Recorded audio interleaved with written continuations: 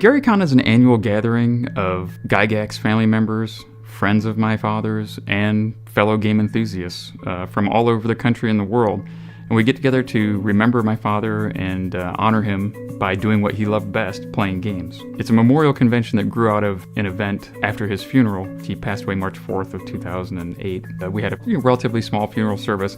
Then afterwards, I thought it would be appropriate to have a gathering in the American Legion Hall in Lake Geneva, which was the site of Gen Con 2, and a lot of fond memories for me and my family. My sisters brought some pizza, and we just had tables set up and played games, and people were shaking dice and playing various games and having a good time remembering my dad. And even though it was a sad moment, just being together with all those people was really cathartic for my family. I'm not sure who said it, but someone said, "Wow, Luke, this is a great idea. You should do this every year." And I think it was Jolly Blackburn said, "You can call it GaryCon," because they have a character in Knights of the Dinner Table, Gary Jackson, which is a cross between my dad, Gary Gygax, and Steve Jackson. So, and they have GaryCon, which is supposed to be like Gen Con. So I thought that was fun, and so GaryCon was born. Lake Geneva is the mecca of role-playing gaming, because that's where my father wrote Dungeons & Dragons in the house on 330 Center Street. It's not just my hometown, it's where Dungeons & Dragons was created, it's where TSR was headquartered all those years, and there's a lot of creative people who still live in that area, and so that's really important that we're there and remember the foundation of the industry as well as what my father did for it. There's a feeling of camaraderie at GaryCon that I think you don't get at a lot of other conventions. It's about having a good time. There's definitely a family feeling, having my brothers and sisters and I hosting this event. It's really great that we get to do it. And so I think that is what's special, is that you feel like you're not just a person in a crowd, you're amongst friends. So bring a friend and come and play some games with us.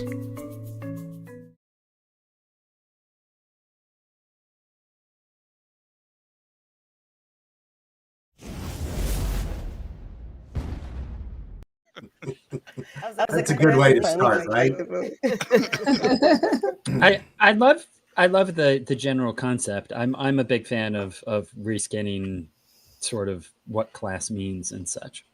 So yeah. I love you as a scientist more than a priest, or at least that's what it seems like. Yeah, says the guy who totally reinvented genres in D&D. So we are live, and this is exciting. Welcome everybody.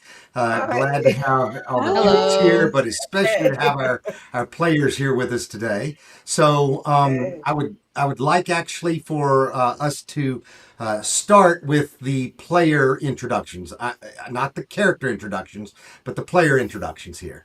So let's do it in the same order that we've talked about before anyway. But Miriam, why don't you go ahead and introduce yourself?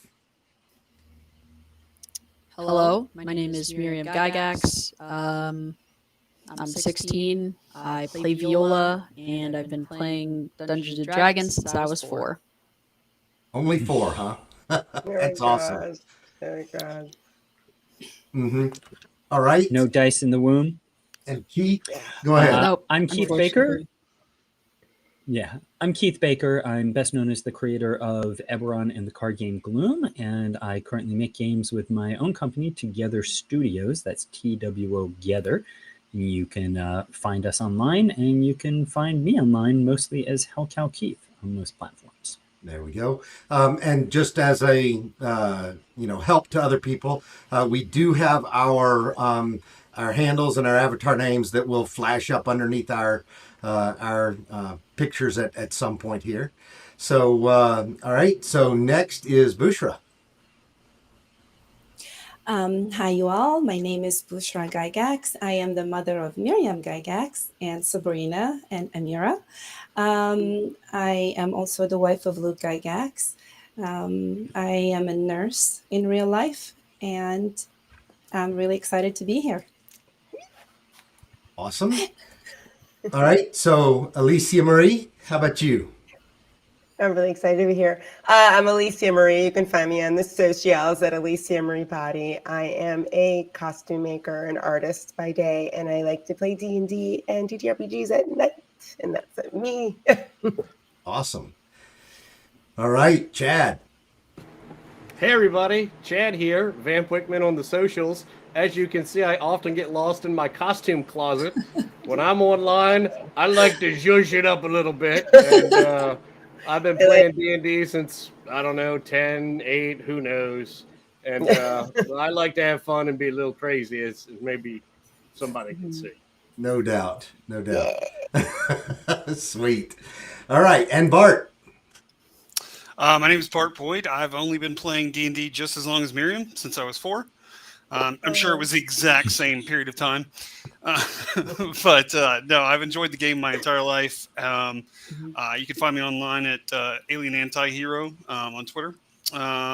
And other than that, I enjoy the game. I've known Garner for quite some time, Windrunner. So I'm truly excited about being here, and I think this is going to be a lot of fun. No doubt it will. So yes, so you gave my DM name, which is Windrunner. I appreciate it. My name is Garner Andrews. I got to know the Gygaxes through Gary Kahn and helping with communications, which I continue to help with for Gary Kahn and a number of other activities that we have together. But I have also been playing for a heck of a long time. Actually, Bart's brother was my best friend, and he and I found a old white box at a yard sale one day. And after that, we played ourselves until, Bart and his buddies became old enough to play. So we've been playing a heck of a long time, too. So definitely a fan of the game, but always excited for the chance to play with a bunch of enthusiasts. So I'm so glad to have everybody gathered together here today. So, all right. Garna, I forgot to mention that I am also the hotel manager and guest manager for Gary Con. That's right. And and you can find us at garycon.com and go ahead and check us out. So we're looking forward to seeing you all next March, since it will be the 50th anniversary of D&D. So yeah. Yep. And we've got all on our YouTube channel. You can find those links at the bottom of our description, and we've got all of our different websites and links. So please do feel free to go and look at each one of those social media and websites that we've got too. So we all wanted to say as well that there's a lot of stuff going on in the world, and specifically, we've all been paying attention to what's been going on with Hawaii, and we feel definitely for all of the Hawaiians and the massive fires that they're dealing with. There's some terrible videos of people that are caught between the fires and the ocean, and other things like that too. But we want to both take a moment just to think about them, to be silent and reflect, but also we are all very very social minded and helping other people from a social standpoint. One of the excellent organizations that does help people like this is actually the Lions Club and Lions Club International Foundation. And so if anybody has the opportunity to do so, please check out lionsclubs.org, and you can donate to the Lions Clubs International Foundation. And all of that money that you give can go directly to helping people that are in need. Not a single penny of what the Lions Club takes in goes back to management or anything else. They collect all of what they need to run the organization from their own members. So let's just take a few seconds here to reflect on what's going on.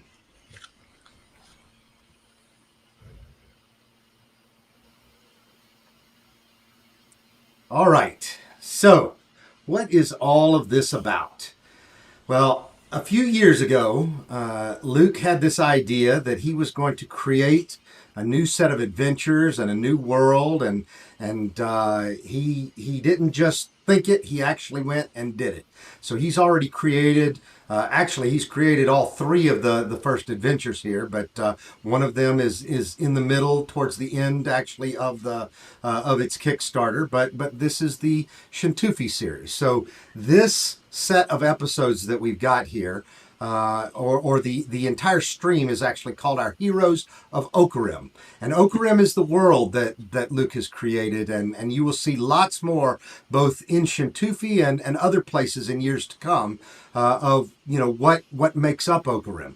So, additionally, though, the first of those modules that he came out with was the Eye of Chentoufi. And the Eye of Chentoufi was captivating, very successful Kickstarter, and immediately made sure that we were going to see the next one, which is the Heart of Chentoufi, and then the third one, which is the one that's in the Kickstarter now, which is the Fate of Chentoufi. So a great series of modules. We are going to have a series of streams that are going to play through these, and we are jumping in at the very beginning, which is where we should, with the Eye of Chentoufi. If you've played it, it may be a little bit different than exactly the way that it was written, but DMs have license to do some things like that. But as we go through all of these streams, we are going to have a number of different giveaways, and that is something that I want to mention. And we will give away signed copies of each of the modules at every opportunity that we have.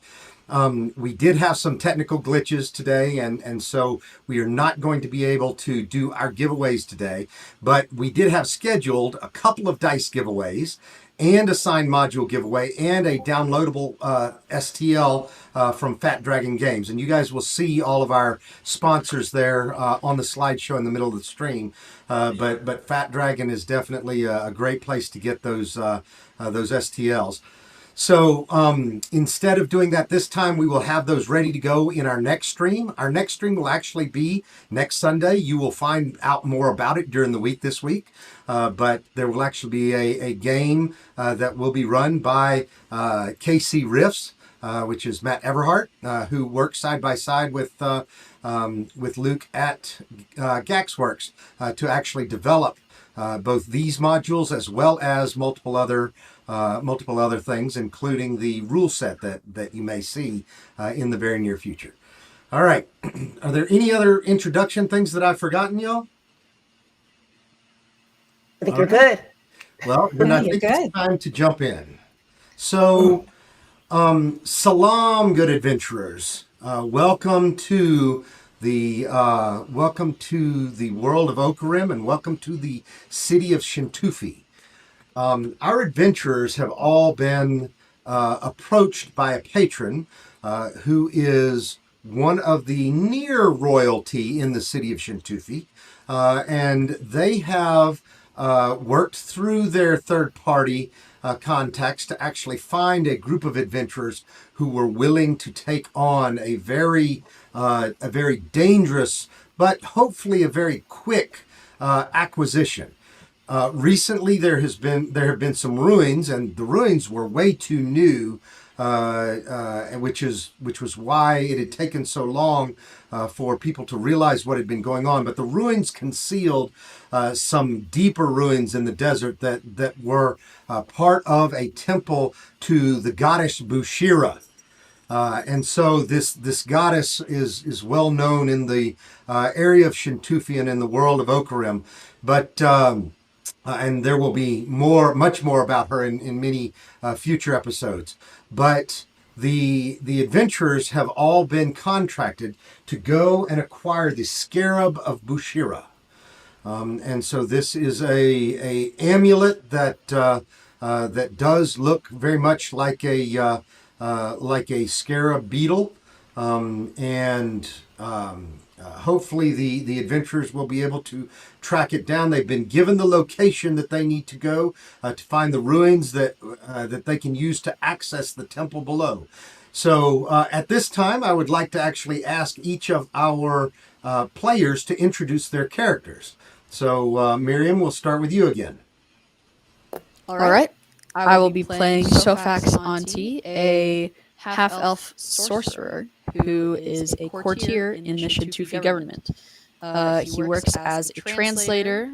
He can speak 4 languages and is somewhat familiar with the Idrisid pictogram language, like a very old language linked to the history of Chentoufi and the Bloodlands.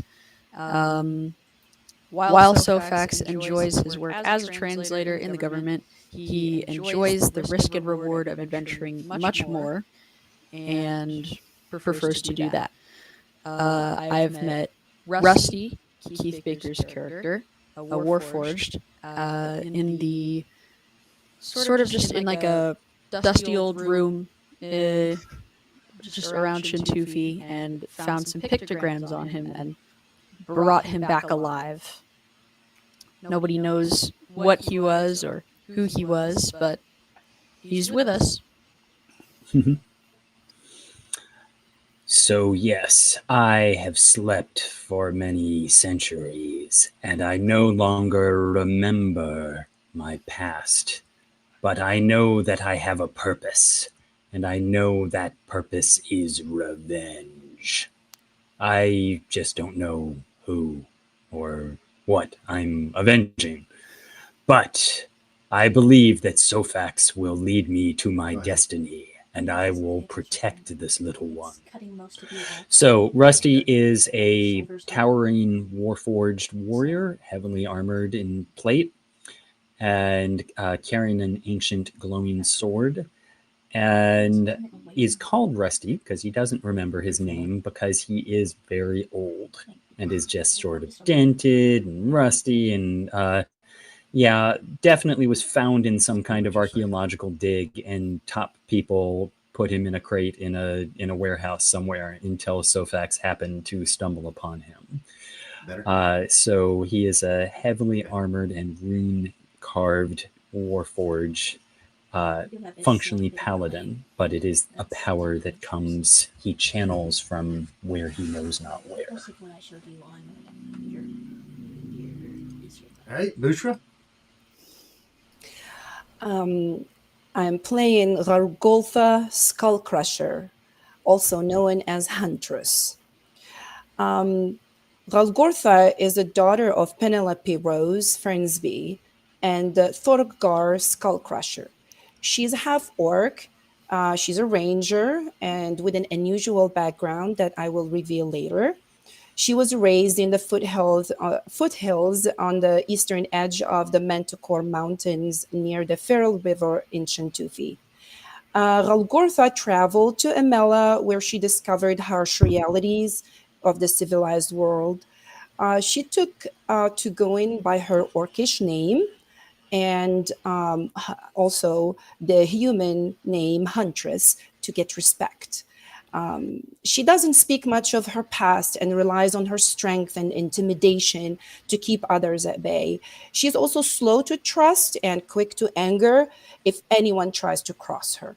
She is empathetic to others in need and will try to help them as much as possible, as she struggled a lot much in the past few years. She traveled to Chentoufi to see the wonders of the city and to make money. And she can so that she can travel across the waters someday and find her relatives. And that's how I met my fellow adventurers, because I would like to make some money. No, I like that. All right, Alicia. Is this thing on? I am playing Dr. Helith. She is an Earth Genocide cleric. She appears to be about 38 years old. She's very prim and proper. She wears this sort of medical apron with a white shirt underneath, and she has scale mail. Well, you can just see it on her neck only. And if you look closely, a small tattoo just peeking out from underneath that scale mail. For a career, she is a medical doctor, but also a scientist, even though some people like to call me a mad scientist, but doctor, mad scientist, potato, same thing. Like I said, she's an Earth Genocide, and she can at times in certain lighting look like she's made of marble or stone or bronze, and in other lighting look entirely human. As a background, it's sort of dodgy. It's not clear. She's definitely a nomad, and she has arrived in Chentoufi because she's arrived in Chentoufi. Perhaps our fellow adventurers will find out why that is. Very good. Chad. Hey everybody, this is Logger Stone Forest, Dwarven Druid. I come from a far off land, but let me tell you, my deserts are not far away from your deserts. But I like the warm, I like the heat, I'm into animals, I like snakes.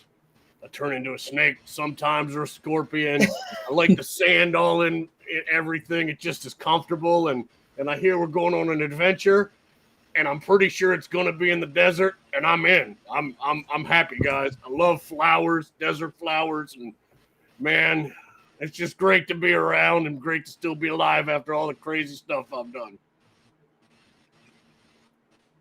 And Bart. I think you're muted, Bart. You're on mute, Bart. That tends to happen. Sakim is just a regular guy. He's not particularly handsome. He's not very short, very tall. He's really just a random face in the marketplace. Easily a good attribute for a criminal to have. He's enjoyed an easily maintained athletic youth, but now his hedonistic lifestyle is starting to really catch up to him. So his dark robber's clothes do tend to try to hide a certain paunch.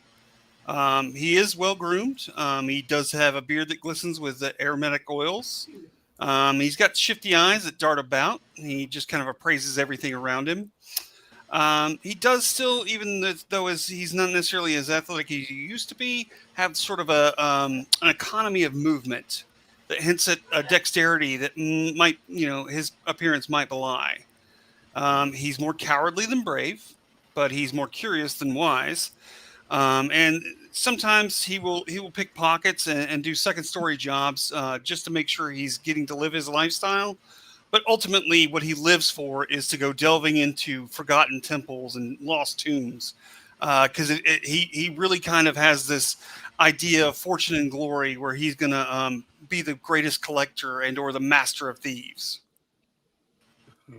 All right. That's a very good place to kind of leave off and lead into, because you are headed on a treasure hunt. You are headed on a tomb raid. You must find the Scarab of Bushira. All right. By the way, there are a lot of great comments in chat already, but Bart, one from Spathby, is commenting on how he's not very good looking, just like Bart. So, Wow. Ouch. I know. It's a dramatic silence, a moment of tension and suspense. I know. And Yes. there's another good one there from the same guy, though, Alicia, that you said a little tattoo peeking out, and he says, "De plane, boss, de plane." So, Oh no. anyway. I know what that comes from. That's aging me, but I know what that comes It is. from. It's Fantasy Island. That's right. Yeah. All right. So, you guys have been trekking out into the desert. You fought some scorpions. You fought a number of different other jackals and some other things like that. But finally, you have stumbled across the ruins that you were expecting to find. And so I've actually shown everybody else what it looks like. How about I show you guys what it looks like? All right. And by the way, another one of our sponsors is Fantasy Grounds. And so we're able to use the Fantasy Grounds Unity platform to share all of this virtually, so that we don't have to do nearly as much of the work as we might otherwise need to. But we may be doing our own dice rolling from time to time too. But that's one of the benefits of the way you can configure the platform. So all of you have found now on your map, you are certain that this is where they said that the ruins were, with the entrance to the tomb for Bushira. And so this is the you're approaching from the east, the small set of ruins. So what is it that you guys want to do now? We're sort of standing just right outside there, right? Right outside the front entrance. Yep. You haven't seen anything moving, or you've been cautiously approaching. You haven't seen anything moving. You don't see any additional, prints in the sand from any other upright individuals. There are a few snake tracks and maybe some insect tracks and a few kangaroo rats, but nothing that you are worried about. Okay. Helith is going to turn to the rest of the adventurers and say, okay, first off, has anyone ever been in a temple before? I do not Not know. an abandoned one. You've been in one, but you what? I Yeah, may like have a stumbled into normal one temple, before. I mean, not an abandoned one. I'm once or twice. My experience with temples is limited. You do. Yeah. Do you want to lead us in this one? Because let's get on with it. Time is wasting. Wait, did they tell us how much time we have to retrieve this scarab at all? You guys know? What if they're Am I sending getting us to our told? deaths? You were just told to do this and bring it back. So We have to do whatever it takes, no matter how long it takes. I figure as soon as possible is a good timeline. So let's go into it. All right, let's get on with it. Wait, I have heard some of Sakine. these temples occasionally have traps. I'm not saying I do a lot of that kind of work, but I've seen it done, and I could probably just try to give it a once over just to see. Wait, back Then up. why don't- Back up. All right. While you're doing that, maybe I'll check to see if there's any magic aura coming from it. Do a little- I'll stand back and let you do that, and then I'll do the mundane stuff. I don't want to get in the way of your mojo. all right. Why don't you first give me a perception check? In or outside of the tower. Talking to Logger, I'm sorry. So Logger, why don't you first give me a perception check? And outside the tower is fine. Perception. There you go. Nice. You have no clue whatsoever if there's any magic here or not. You certainly don't detect any. Got some sand in my eyes. Sorry, guys. Oh, no. Creeped up on rolling me. around. My bad. Nice. All right. Well, I approach cautiously. I check the sand, before the entryway, just in case something's down there. Maybe All right. a pressure plate. Give me an investigation roll, please. Okay.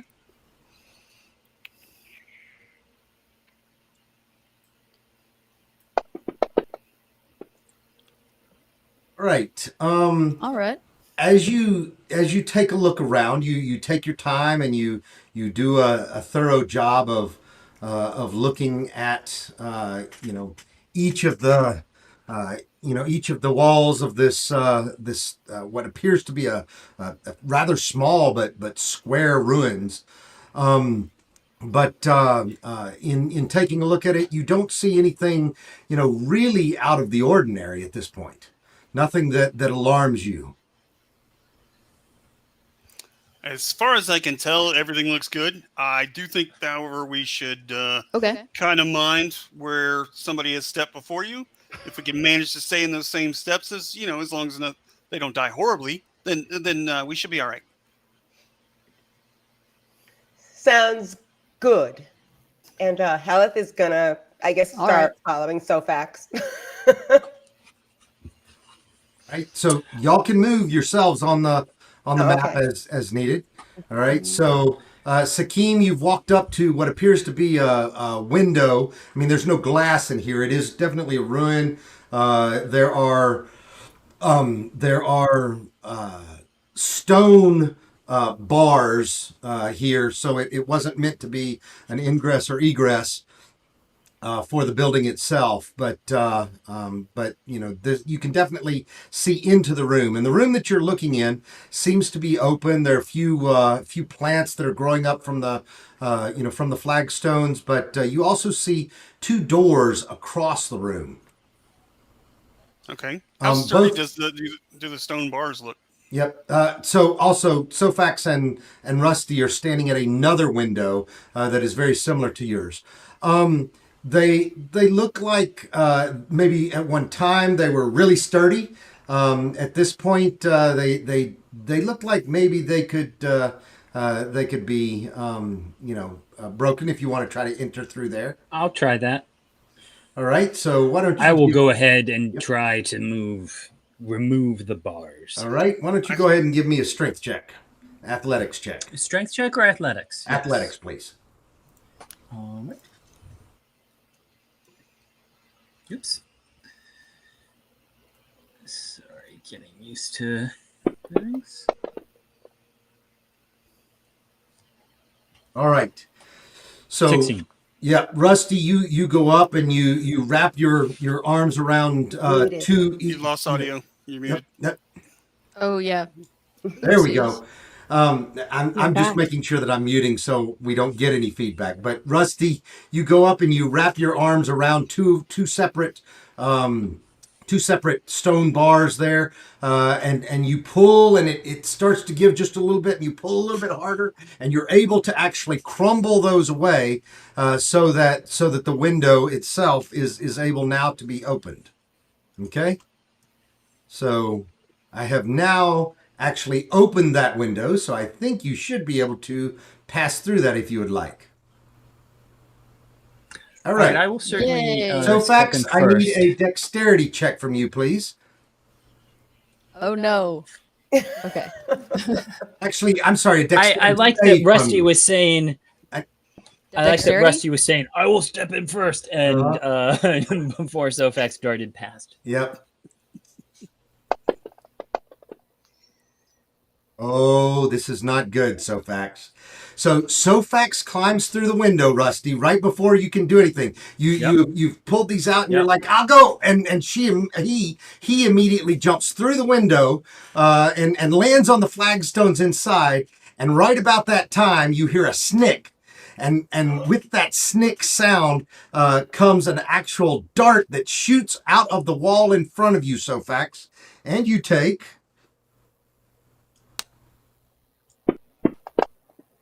All right, you take 4 points of poison damage, Sofax. Great. Next time, let the person who's resistant to poison go through first. My bad. Just so everyone's aware, I was checking over there, and I don't know if I missed that.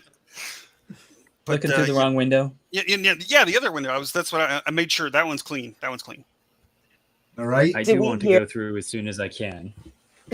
So, Sofax, I have also placed the poisoned effect on your character here in Fantasy Grounds, which you will have for at least a little while, as far as you know. So, all right. Do we hear Sofax like scream or anything? Or Sofax, do you scream out or do you just take it? I just say, "Ow!" Ow. Rusty is going to step through the window and lay a hand on Sofax, and just sort of light flows along the sigils engraved along his forearm, and you feel just refreshing energy flow through you, Sofax. So I am using 5 points of lay on hands to remove the poison condion. Okay. Thank you so much, Rusty. All right. Next Poison condition time, removed. let me go first. on me? Halgorta scoffs, "You meager humans. Suck it up, Cupcake. This is nothing. Let I'm me only half pass." human. Awesome. All right. All right. So you guys are in, maybe a little bit wiser now, I hope. Yes, promise. Oh, go ahead. I thought you were. What did you say? Oh yes, promise. Promise, I'm wiser. Okay. Before the rest of them walk in, Hel is just going to close her eyes and put her hands in the air, and you guys are going to feel. All of you are going to feel little misty droplets on your faces, and she's going to bless you. She's going to bless you. So whenever target makes an attack roll before the spell ends, the target can roll a d4 and add the number rolled to the attack or saving throw, just in case. Yep. So, Very in nice. Fantasy Grounds, to do that, what you'll do is you'll actually target each one of the players that you're going to bless. I Mute feel again. refreshed. Perfect. Yeah. So you know how to do that in Fantasy Grounds? I'm looking right now. Okay. I'm going So into my I'll talk you through it while you're looking. But so on your actions tab, you've got Yes. bless down under the first level spells, and you'll target each of the players that you can target. So you can target 3 of them. Okay. And so, but remember how you target with the control click. And so you target Yes. 3 of them, and then you simply press that effect icon to the right of the bless spell after you have them targeted. Okay. If she wants to do more, can she use a higher level spell slot? I can bless up to 3. Well, there's 5 of us, so I'm gonna have to use a level. Go up. Let me go up. Yeah. So she absolutely can. So if she wants to do it at a higher level, If I want to bless everyone, I have to do. it's a It is 4th something level about spell if yourself. you want Okay, to yeah. do all 6. But Yeah, I can't do all 6. yeah. Maybe I'll do like whomever is gonna go first, and then I'll take care of anyone who's pulling up the rear. I am happy to go first. Yep. Perhaps with the little one who has sharper senses. Oh no, I will follow. I'll be the third, so we can protect the little one. Okay. Good. All right. So how many are you going to do? 4. Okay. All right. So using the second level slot. Yeah. I'm going to level 2. And hold on, because I think I'm doing this wrong. I'm new to Fantasy Grounds, so I'm just trying to figure out how to make it work. No, take Like your what? time. Yeah. I'll be right there with you. Same here. Okay, good. Because I figured out how to put like just one person, but Right, how to so- I can So drag you it can into one. drag it to each one of their characters on the Okay. map, or on I'll the do that. instead of having to target them, just drag that icon on top of them. Yeah, I'll put it. So I'm going to put it on Sofax. Yep. And let's see. Ooh. Be targeted. Okay, and then on Sakim, and then Huntress. Okay. It's the power of technology. I know, right? This is everyone. Okay. Do you see it? All right. Do you see it? All right. So we did Mhm. Sofax, Rusty, Mhm. and Rusty, Sakim, and who was the 4th one? Mm-hmm. I missed Huntress. it. Sofax and Heleth. Yeah. Heleth. Okay. Mm-hmm. All right. I'm not sure if I got hit or not. Yes. All right. I'll take care of it. Okay. All right. So what else are you going to do? What else is Heleth gonna do? That's all Okay. for now. Yep. Oh, hey, I'm detecting evil and good. I will go ahead just now that we're in this chamber, looking forward, and just reach out with my senses more instinctually than anything else. I'm not entirely sure what I'm trying to sense, but I am using divine sense. So basically just sensing within the 60 feet. It is hollow spell or celestials, fiends, or undead. Right. So right now you do not detect anything within. And what was the range again? It's only 60 feet. Yeah. It's just You don't detect just sort of anything. instinctive. Yeah. There's certainly an aura that makes you feel like that some undead have probably been near here in the past, but you do not detect any undead within the last are within 60 feet. Right. There is something lifeless, something that should not move yet still does. Be careful. And he certainly will, I imagine he already had it drawn, but his sword sort of, blue light sort of flares through it for a moment. So. Is it dark in here? It's dark in here. No, there are holes everywhere, and you can see Okay. through the walls. Okay. Okay. Sakim kind of Do you think comes I over. could? Oh, go ahead. Sorry. Mm-hmm. Do you think I could move around the room without tripping another dart? Or Oh, I can come in and check that for you if you'd like. please? Okay, I just Or- carefully step into the same area, and I grab some sand from out in the desert and just kind of sprinkle it over the floor, see if I see it going down into any cracks. I try to do what I can to see if there's any more pressure plates All that right. might cause such another issue. Go ahead and give me another investigation. Okay.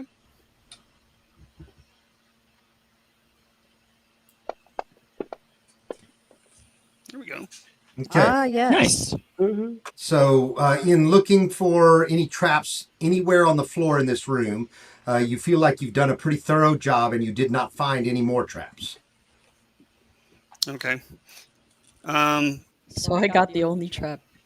I advise everyone, I have not checked the door yet, but I think we're okay with the floor. Let's move around cautiously. If you do see anything suspicious, let me know. I'll check it out. And then I mutter to myself, there's probably really interesting stuff in here. There's the big guy. We're going to be good. We're going to be good. Why don't you study the door and then I will open it? I'll get on that. I will also raise up my sword, Darnshard, and bright light flows out from it. So it creates bright light up to 20 feet away. Right. So just as a source of illumination, should we end up needing it. Okay. I check the door. Can I cast guidance on our friend checking the door? You absolutely may. I want to make sure he's safe. What is your guidance like? Are you nature spirity? What's it? What is it? Druid of the land, the desert. So when I reach over to touch his shoulder to give him a little inspiration, when I leave my hand away, there's a little mound of sand there. That's my gift to you. Aw. Don't even worry about that. But Can I also cast Pass Without a Trace spell? So I can put a veil of silence and shadows around me and myself and my companions. And Yep. Ooh. Yeah, you absolutely may. Okay. Okay. All right. Nice. So, pass without a trace. All right. So, it's, let's see, you and up to one other, I think. Okay. I thought it was a whole group. Yeah. You're right. It's Mhm. 30 feet. It's within 30 feet of you is what it is. Yeah. So, all right. So, shall I on the roll? map, because everybody's within 30 feet of you, on the Yeah. top of the map, there is a flag that Mm-hmm. says target friendly units.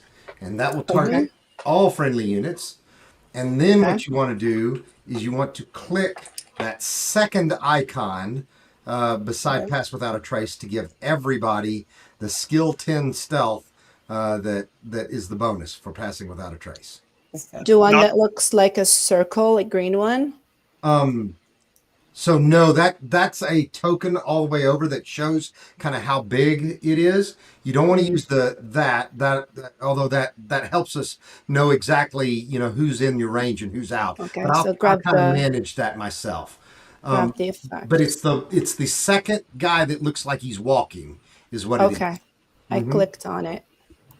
So yeah, and The cat has arrived. oh nice. Yeah, I can tell My everybody familiar is here. we agreed beforehand. Pets are very welcome on this stream. So He had a very hard time finding how to get up onto my lap with this whole arrangement here, but he managed to figure it out. that's right.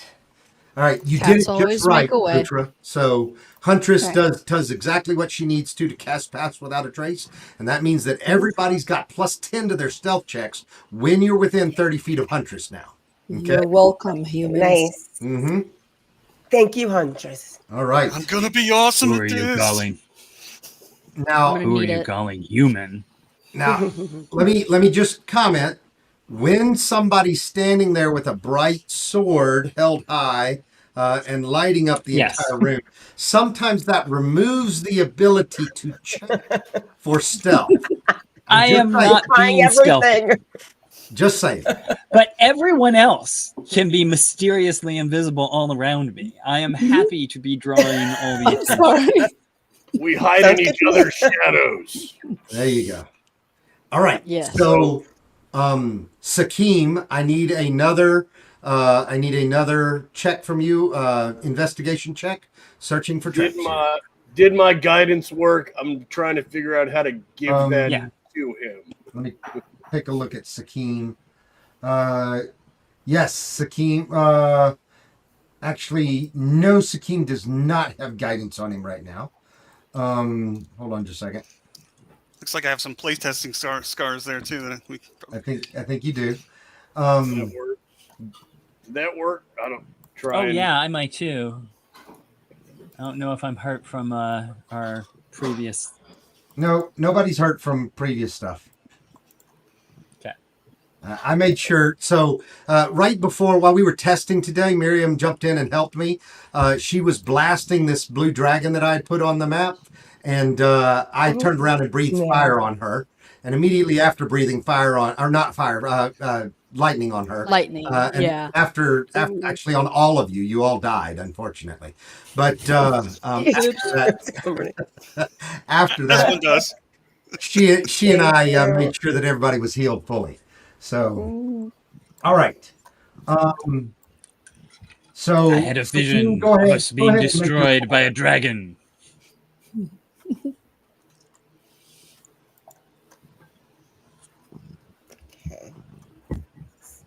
While you guys are trying to open the door, I'm gonna curiously poke around the room. Okay. Okay. All right. See if so we can find go another ahead poison and do needle. an investigation check as well. Yeah. And Okay. also, Sakim, did you? Are you ready for mine? Okay. Yes, I'm ready for yours. All right. Excellent. Should I do Alright. a investigation check? Yes, that was what I said. Okay. All right. Oh. So, That was lit. Sakim, you do not detect any traps on the door. All right. And I just I kind of will- give a little do-si-do. Hey, looks like it's good. And All right, I step will back a attempt little. to open it. Yep. First, I just to be polite, I will knock. I understand that is the custom. There seems to be a little echoing sound behind that. You know that this place wasn't Hello. large enough for echoes on the outside, so you wonder why there's an echo. All right. I will go ahead and attempt to open it. All right, the door seems to be locked. Oh. I will attempt to open it first before we turn to other things, because I've just done this. I will attempt to open it with force. All right, give me an athletics check, please.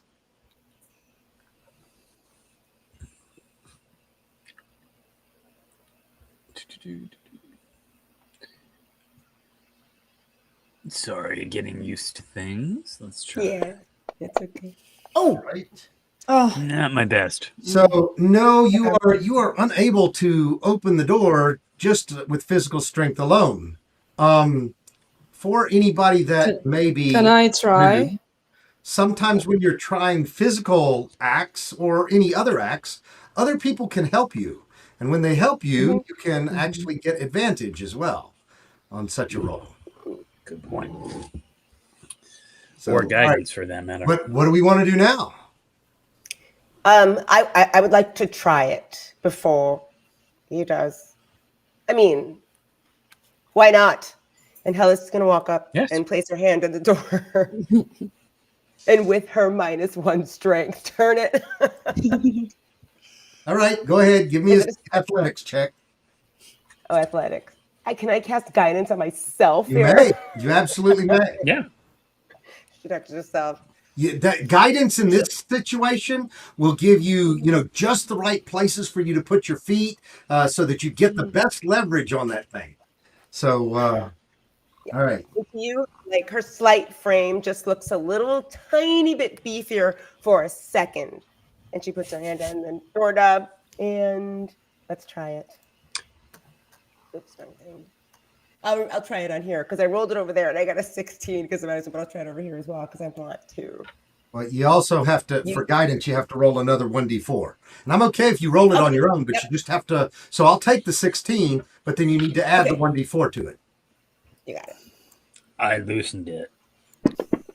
I like the rolling mechanism on here. Oh, look at that. Oh, yeah. All right. So you get an 18, but you have a strength modifier of -1. So you have a 17. But that seems to be just enough for you to actually pull this door open, and the locking mechanism just kind of crumbles as you yank the door open. She turns to look at Rusty and turns back to the door and opens it. Rusty just looks at the door, puzzled. I peek into the room just to see what's going on, if I could see anything from the sword's light. All right. So as you peek into the room, what you see is a landing just on the other side of the door, but then steps go down on the right-hand side. The entire opposite side of the room seems to just disappear into shadow. Well, we don't have another option but go down the steps. Hello? Is anybody there? Hellas screams. I tried knocking. Anybody there? Anybody there? Anybody there? Rusty looks. Wait, what about the other door? There's another door. There is? Is there another door? Yeah. Where? Facing the door that we just opened to the right. There's another door. Do we really want to see what's behind it, though, Sofax? Yeah. All right, then. I'm curious. All right. Door number Open the 2. door. Shall we knock? Yes, knock. Whoever wants to knock. Of course not. Just to be I'll knock. polite like humans. It seems like a normal knock, Rusty. Fair enough. Rusty will look at Heleth and just say, "Do you want to do this together?" You want me to check it real quick? Are you Rusty eats patronizing me? drugs. Go ahead. Mainly just thinking, if we do it together, then technically, we sort of each roll, but we get to use my +7 instead of your -1. You know what? And Hella's going to step forward and put her hand on Rusty's shoulder and say, "Why don't you do it alone?" Casting guidance. All right, Sakim. Wow, that's a hell of an investigation. Yeah, Well Sakim, you are 100% positive that there are no traps on this thing. Hey, this one's good. This one's good. Can you tell us how old it is, or what kind of wood it's made out of? Or I don't know, but the hinges are suspiciously grain well is. oiled. It's okay. It looks like somebody may have been through here, but I mean, 0 traps. Maybe this is the door they used. All right. So if Heleth and Rusty are working together, so we get advantage, how do you want us to do that? You roll, you get advantage. Okay. And so anyway, you just roll with advantage, just you. Okay. Don't forget the D4. Okay. So Right, that so- is one. To use, option. you get to roll again, obviously with advantage, but you can automatically force it to roll with advantage. Yeah, First one. Yeah. First Good. one. Good. yeah, you'll Yeah. take the first one. All right, and then give me a D4 as well, please, Rusty. All right. Did I go in there? I dropped it. Ugh. Where's mine? There we go. All right, Nice. so So that's technically 23. that's a modified. Yeah, that's a modified 23. Wow. So Rusty, you realize a second too late that this door wasn't even locked. You could have just pushed the little lever button and opened the door, but instead you actually rip it off of its hinges. Oops. Is that what they They call don't a make flip? them like they used to. And Rusty, you can just click on it and it will allow you to see through it on the map. I definitely just sort of pull off the door and I kind of just look around and just sort of offer it to Helith. Like, did you want this? You know, sort of, I don't know, I came up here. She takes the door. She says, "Thank you," and just sits it nicely to the side because she's going to take it with her when they leave. Okay. How heavy is this door? Is it like the door is pretty heavy. like- I mean, you don't want to try to carry it with you. But the room that you're staring I'll into step is through. Say again. Let's take the door. Let's take the door. Yes, and I'll follow Rusty. That will immediately over encumber you and be very But the doctor's difficult. right. It does have its uses. If we need to carry somebody out of here, maybe we could just put them on the door. So we could leave it here, and it would still be useful later. Oh, you can say it can be used as sort of like a stretcher. Like use it as a stretcher. What if we? Yeah, like what if we hit an iceberg and we need to? Let's just consider it a door prize and leave Only it one here. per door. One per door. I was thinking of smacking someone across the head with it, like a snake, perhaps. Not you. Awesome. Okay, So I've stepped into the room. All right, you step into the room. You want to give me a dexterity saving? No, just kidding. But I would. No, you are just in a 20 by 20 room. There is a door out of here to the north. Give me an insight check. I will say Rusty's log. Hour 1. We've entered a room. Very exciting. Okay, 21. All right. Your insight check tells you that door probably goes right back outside. This was the door that got you into the ruins. If you wanted to just come around broke to the in door, the back. Yes. Yeah. There are windows I think it's just- that also go out the back as well. You can see out to the west, and there's just tons of sand. Next time we're coming to a room, we might walk around the entire perimeter and see if there's a front door before we break in the back window. I mean, just an idea. I'm sorry. That's likely my Yeah. fault. When I'm looking at a place, I usually just check the back first and just see what's there. Okay. So it seems like we've got to go through the big echoey room of doom. Well, I wanted to add something. I can't get in the room for some reason. I'm standing right outside the door, and I can't move my character into the room. So I went stand up. That's because they used the window on the south side of that wall to go in, and the window where you're standing, they didn't use that. So, yep. It's very mysterious. Got it. I got it. All right, but there appears to be nothing here because it's an entry hall.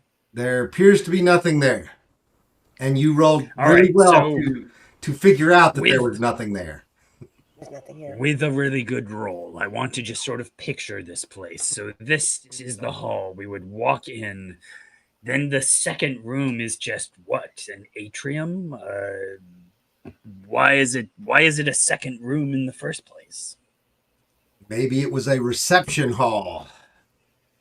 No, okay. Maybe it's a tomb. Oh, Is that? Or Well, a shall crypt? we go back to the it's stairs? dark. All right. Yes. Yeah. Do Why not? you guys? I mean, I like primeval awareness spell. I would like to see. Mhm. Can I use that to see if there is anybody? Yes, you absolutely can use your primeval awareness. So. I'm not sure how is that going to help. So, hold on just a second. Let me actually put it on you too. But, all right. So the way that primeval awareness works is that you can use any one of your spell slots to focus your awareness around you, and for 1 minute, then you can sense whether there are aberrations, celestials, dragons, elementals, fae, fiends, and undead in the area. Okay. Yes. So you do that, and basically you're getting the same thing that Rusty got. That there are none of those in the area right now, but there do seem to have been some undead. So there's some residual undead mojo that you are picking up, but there Dr. are Helleth. none in the area at the moment. Okay. Dr. Helleth mentioned the tomb, so I just wanted to check. All right. Wanted to be sure the vibes were okay. There's nothing wrong with death. Oh, you know what? There's nothing wrong with take life. it back. I take it back. I didn't realize how long that range is. Your range is actually 1 mile. Yes. And so within a mile, and all you know is that it's down and to the north some. But you detect that there are undead and aberrations. But not undead aberrations, because that just gets crazy. That would be, Undead slime, it's just really disturbing. There are undead and there are aberrations. Okay. All right. Okay. Suddenly I'm sounds so happy much to better. lead the way. So Yeah, we that see a sounds pit good. here, or are there stairs? These are stairs here. Okay. I'll start, everyone else is all super stealthy. So yeah, I'll just raise up my sword and start walking down the stairs. Okay. I will do the same. Follow behind. Be cautious. The same. Right. Okay, we're walking. This is so fun. All right. So we are going to drop you on the next map here. Yes. Let's see if we can get everybody into the room properly here. Remember, if we see a window, just break through it. That's apparently our MO. Yeah. Yes. I mean, this has been a pretty good day. I've opened a door. I've opened a window. It's pretty true. exciting. I haven't used pocket sand like yet, so I'm getting there. But I've used shoulder sand, so I'm halfway there. Yep. Oh, I'm really there's one comfortable a prayer. All right, everybody should be able to see where My you day are on has the new been map. You're at the mid. bottom of the stairs here. Okay, This is cool. you are in a room. It appears Yep. It's about it appears black for me. Yeah, it just loaded for me. It took a moment. okay. Okay. So you are in a room that is about 25 feet by 35 feet. Okay, and let me unlock the token so you can move around. There seem to be a number of different bone statuaries here in the room.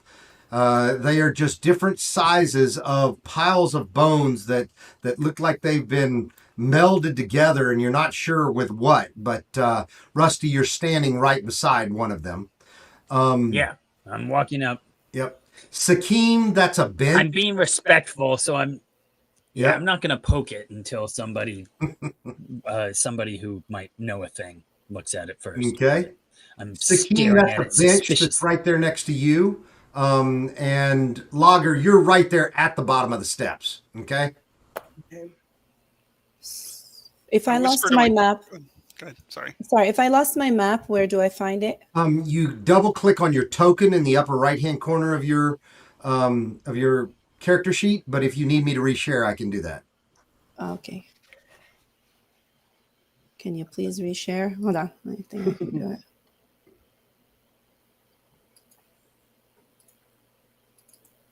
Okay, I got it. Thank you. Okay. I whisper to my companions and point at the bones and be like, those don't look normal or exciting. That looks really frightening. What do you mean? And Helith is going to run toward one of the piles, completely entranced by the look of the bone. All right. Helith, go ahead and pick one so that I know where you're going. That's The closest weird. one. Wait, let me see if I can move my little character. Hey, The stick closest next to one. me, and that way, if there's trouble, I can protect you. I like it. Okay. Let me go. Yeah. So she runs toward Rusty, like with her hands outstretched. This was once He's a being. definitely Rusty. Rusty actually is kind of surprised by that, and looks over at Helith and looks back at the bones and says, "Oh yes, these are inside you, right? I had forgotten. Yes, they are." And she Why peers are at they Rusty. stacked like this?" All right, Yeah, so Steph. Helith, are you actually going to touch the bones? You know, when you say it like that, Garner, maybe not. However, I mean, I'll go ahead and do she. divine sense again. Okay. Oh, All right. okay. Okay. So your Just as a divine quick- sense does not pick up anything in the immediate area again. Okay. Same kind of thing. Okay. So And I again, wait, just wait. look to Helith and say, I don't sense they are But- dangerous. But You don't sense the because bones. it's been less than a minute, I mean, you guys have just climbed down the stairs, and that may have taken, 30 seconds or so.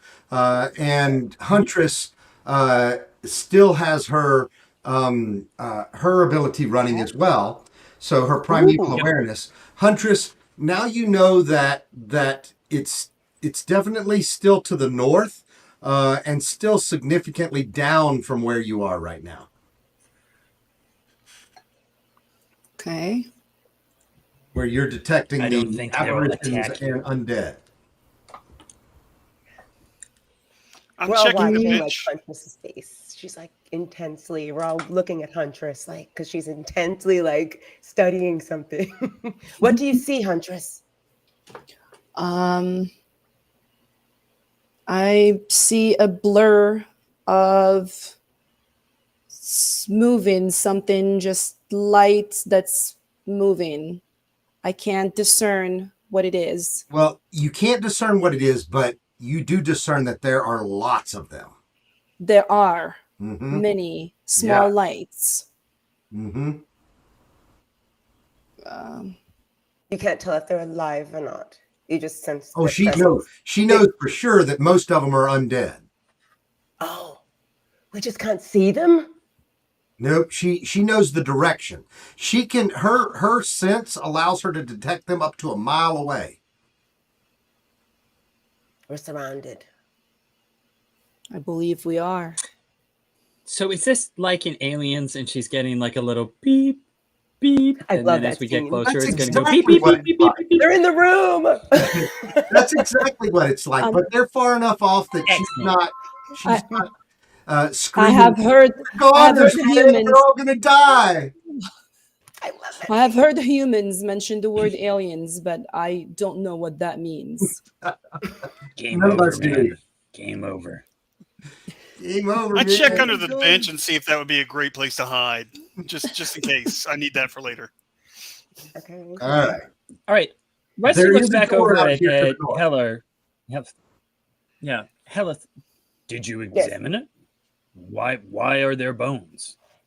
Yeah. Why are there different piles of bones stacked up like this in a random room? I mean, it's not like somebody was down here having a barbecue. And with that, she's going to take out, like in her apron pocket, she has like these various sort of medieval looking medical tools, and they all look sort of ominous. And she takes one that looks like a scalpel, but an evil looking scalpel. And she takes it out of her pocket, and she's just going to poke the pile with it. All right. The pile looks like it's some sort of manufactured is the wrong word, but created statuary. The bones themselves look normal until you get to where they're kind of melded next to the other bones, and it looks kind of like something caused the bones to just melt and fuse with each other. There seem to be a number of different types of creatures that are involved in this too, mostly humanoid though.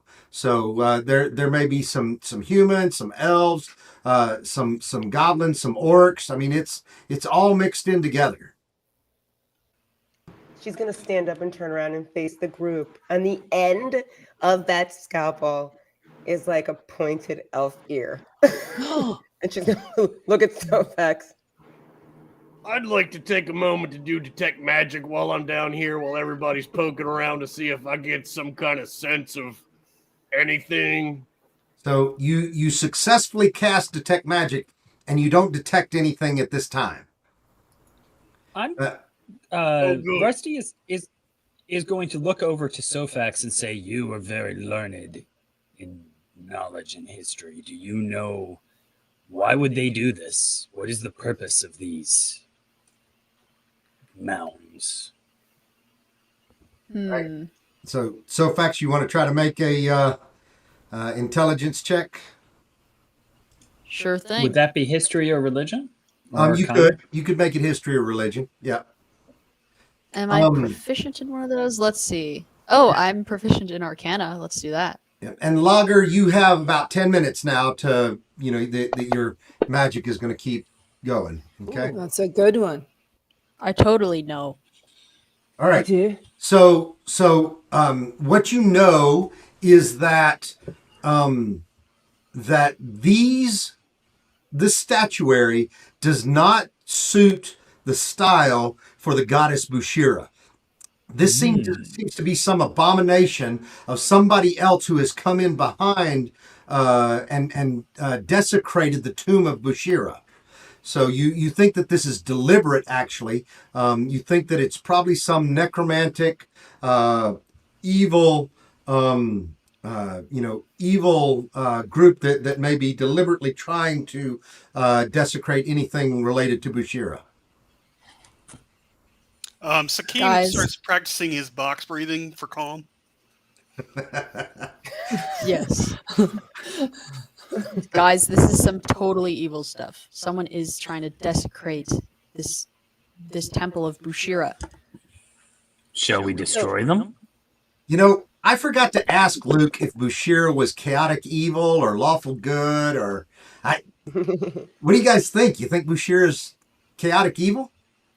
I think the dart flying sort of tells me all I need to know. Well, I don't know. I feel that if we've got all the bones to desecrate it, that implies that it was a nicer place. I have made Yes. made an assumption that she is good. So anyway, I feel like if you've got a really evil place and you're going to desecrate it, you're going to do it by brightening it up a bit or something like that, not by throwing Yeah, bones you have to around. go in the opposite way. Yeah. mhm. Exactly. Yeah, so- Rusty will just try to just smash one of the pillars of bones and see what happens. Yeah. So we do have. And I mean, somebody considering the commenting in- inspiration in, for Bushira, it would be, we have somebody. considering commenting the in chat inspiration that- for that Bushira, it maybe would be she's strange chaotic to have her neutral. evil. So I'm sorry. Go ahead, Sofax. Considering the inspiration for Bushira, it would be a little strange to have her be evil. It would be a little strange, wouldn't it? He does say now in chat that she is a lawful good goddess. Oh, The See, goddess- there you Hey, go. lawful good. Yeah. All right. Well, I am smashing that statue. Okay. All right. Go ahead and make an athletics check. All right. I would I'm ask for guidance, expecting but the I think wall I really did it on the closely. spur of the moment. 16. All right. It does seem to just be, refused together. So when you do it, it is no stronger than normal bone, and you are able to, splinter the statuary into probably 5 or 6 different pieces as you, crush through it. Excellent.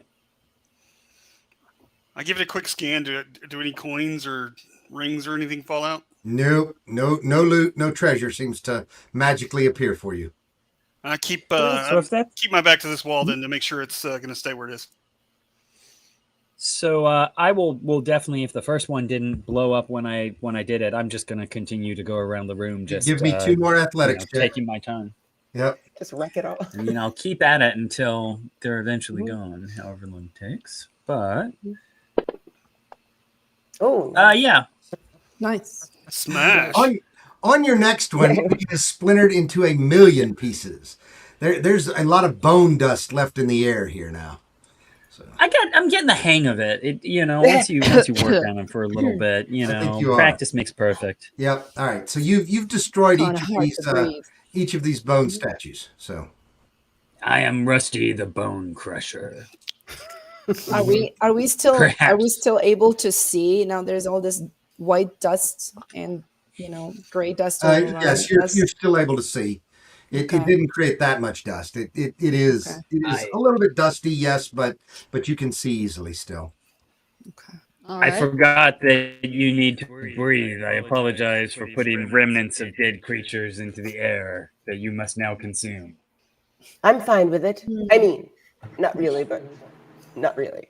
Sorry about that. I sprinkle a little bit of sand on each of the piles just to make myself feel better. All right. All good here After now. hearing Rusty's words, my face pales a bit. Okay. My eyes are burning a little bit. Rusty has his goggles protecting his eyes. So, are you guys feeling okay? They just actually are my eyes. Sorry, that's Oh. just how I am. Oh, those are your. Yeah. Now, everybody does seem to be okay. Okay. All right. Can I poke around the room a little bit? Absolutely. Investigate all the Yeah, crypts? I'll head over to the door, but I'll just stand by it Okay. while other people are investigating the rest. So I'm just Right. ready for when people have investigated enough. It is time to move on. Okay. I So- hang out near the Bone Crusher guy. Yeah. So, Huntress is probably only going to have another 15 seconds or so of being able to detect the direction of these aberrations and of the undead. Okay. So we should follow that Okay. then. We should probably Oh, just yeah. follow it. Yeah. Just saying, it's going to fade here in a minute. Yeah. 15 seconds is really enough for you to do 2, maybe 3 things if you Okay. go directly to, do those things. Okay? Okay. Okay. Okay. I'm going to investigate the room.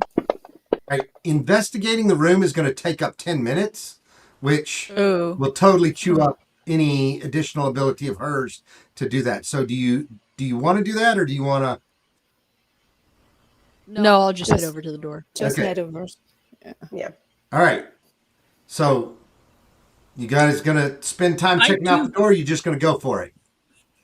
Just going to. I have a quick question. I'm basically ready to go for it, but I am curious with a basic. I would think it would be survival. I'm just curious. Do we feel like people have been here recently? Like, are we walking in here and there's dust and it feels like this desecration happened years ago? Or do we feel like some people were here yesterday desecrating the place? Somewhere in between the two. You don't really know. You don't feel like this is years old, but it's definitely not in the last in the last couple of weeks type of thing. So there's All dust. right. There's 21 some, survival do anything? you're not going to be able to pinpoint it being how long ago it was. But let's just say that that somebody's been here. That's clear. Somebody's been here. But in this area, it's been months since they've been here. Probably Okay, not years. that's what I'm saying. So it's not like it was yesterday. That's Right. fine. Right. I will just go ahead and open the door. Okay. All right. Or Nothing attempt happens to you as you open the door. Okay, so opening the door is your action. You can move. I'm kind of putting you into into rounds and turns right now. But Yep. You could move up to, is yours 25 or 30 feet? 30. Okay, so you can move up to 30 feet in that 6 seconds. Okay. Right. If there's nothing immediately like, oh my god, instant threat, I would There step is through nothing. just to Seems give to be other a people hallway with the room. door at the other end. Okay. I'll Then I go would right behind move because I on got through. detect magic on still. Yep. Well, and you probably still want Huntress Golgortha to follow along as well, as she needs to, try to detect this as quickly as possible, right? Yeah. Yeah. Right. Yeah. Yes. Okay.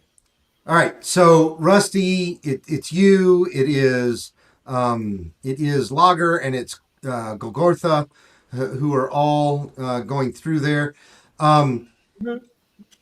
You don't detect any more magic yet, Rusty. You don't see anything that is giving off any magic.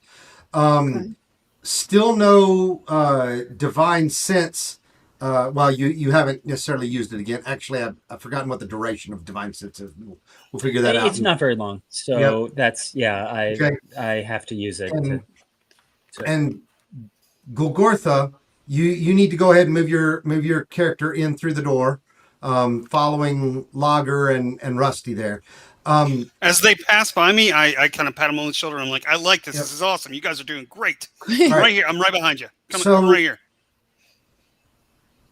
Huntress, you feel that whatever it is still well below you, but it's basically right in front of you and below you. So you feel like if we go through this door, it's down below whatever's through this door. Okay. Huntress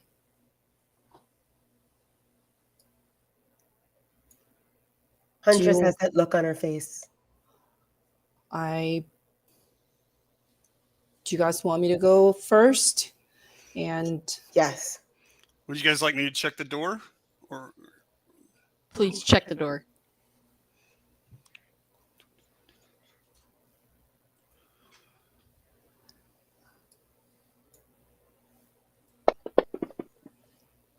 Okay. As you take time to check the door, her sense does expire, so she's not able to detect it anymore. But you do not detect anything, any traps on the door. All right, I take a step back. I think it's good. I think you humans are very cautious, and we could have just walked in and faced whatever is in there. I'm ready for action. I want to fight. That is a really great spirit. I like it. I'll make sure I guard your back. Okay. All right. Right back here. So, Rusty, you pop open the door, and you are staring at a small temple. Okay? There are a couple of stone pews here and an altar at the far end. Things have been terribly desecrated in here as well. Clearly, if there was anything of value, it's been taken. And there is, there are pieces of rubble and other things like that. There's definitely some other crushed statuary. Maybe it was something to the goddess Bushira, but you really can't tell. It's totally indistinguishable now. How can we possibly be the only people, the only beings, and she looks at Rusty, the only beings who have tried to come after this scarab if it's valuable?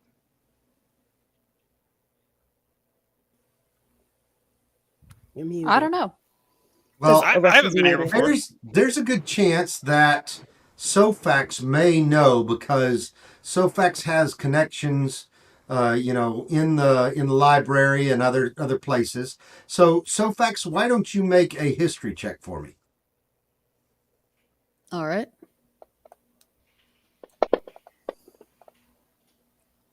All right. So Sofax, you don't really recall exactly what may have caused that, but you feel like there are probably a couple of good reasons why nobody else has come out here after this stuff. You really wish that you could remember, because it might be useful if you could have remembered. I don't know. I really don't know. I'll step in. Yep. Let's get this trouble started. Yep. So you see a door on the east wall, on the northern side of the east wall. Everyone, there's another door. Yes. Oh, we're getting good at those. So. I was very excited by that possibility. It seems like we're getting the hang of doors. East wall. All right. Whoa. Well, if there was the undead detective to the north, I said it was a door. It's actually an archway. So it's an open archway that leads into what appears to be another hallway. All right. I just This kind is of exciting. It's something new. You We've step handled in. doors, but You this see another is an archway arch. at the end. The archway seems to open up into what appears to be a much larger room at the far end, and the light is a lot. There is some dim light coming from above in that far room. There's dim, like a. Oh, we don't know if it's natural light or if it's unnatural light. Basically, okay. Yep. Okay. Okay. I'm just excited because we've gotten a window, we've gotten a door, and now we've gotten an arch. We are totally going through the orifice checklist here. Yes. It's Okay, good so you okay? education for what's happening in modern day.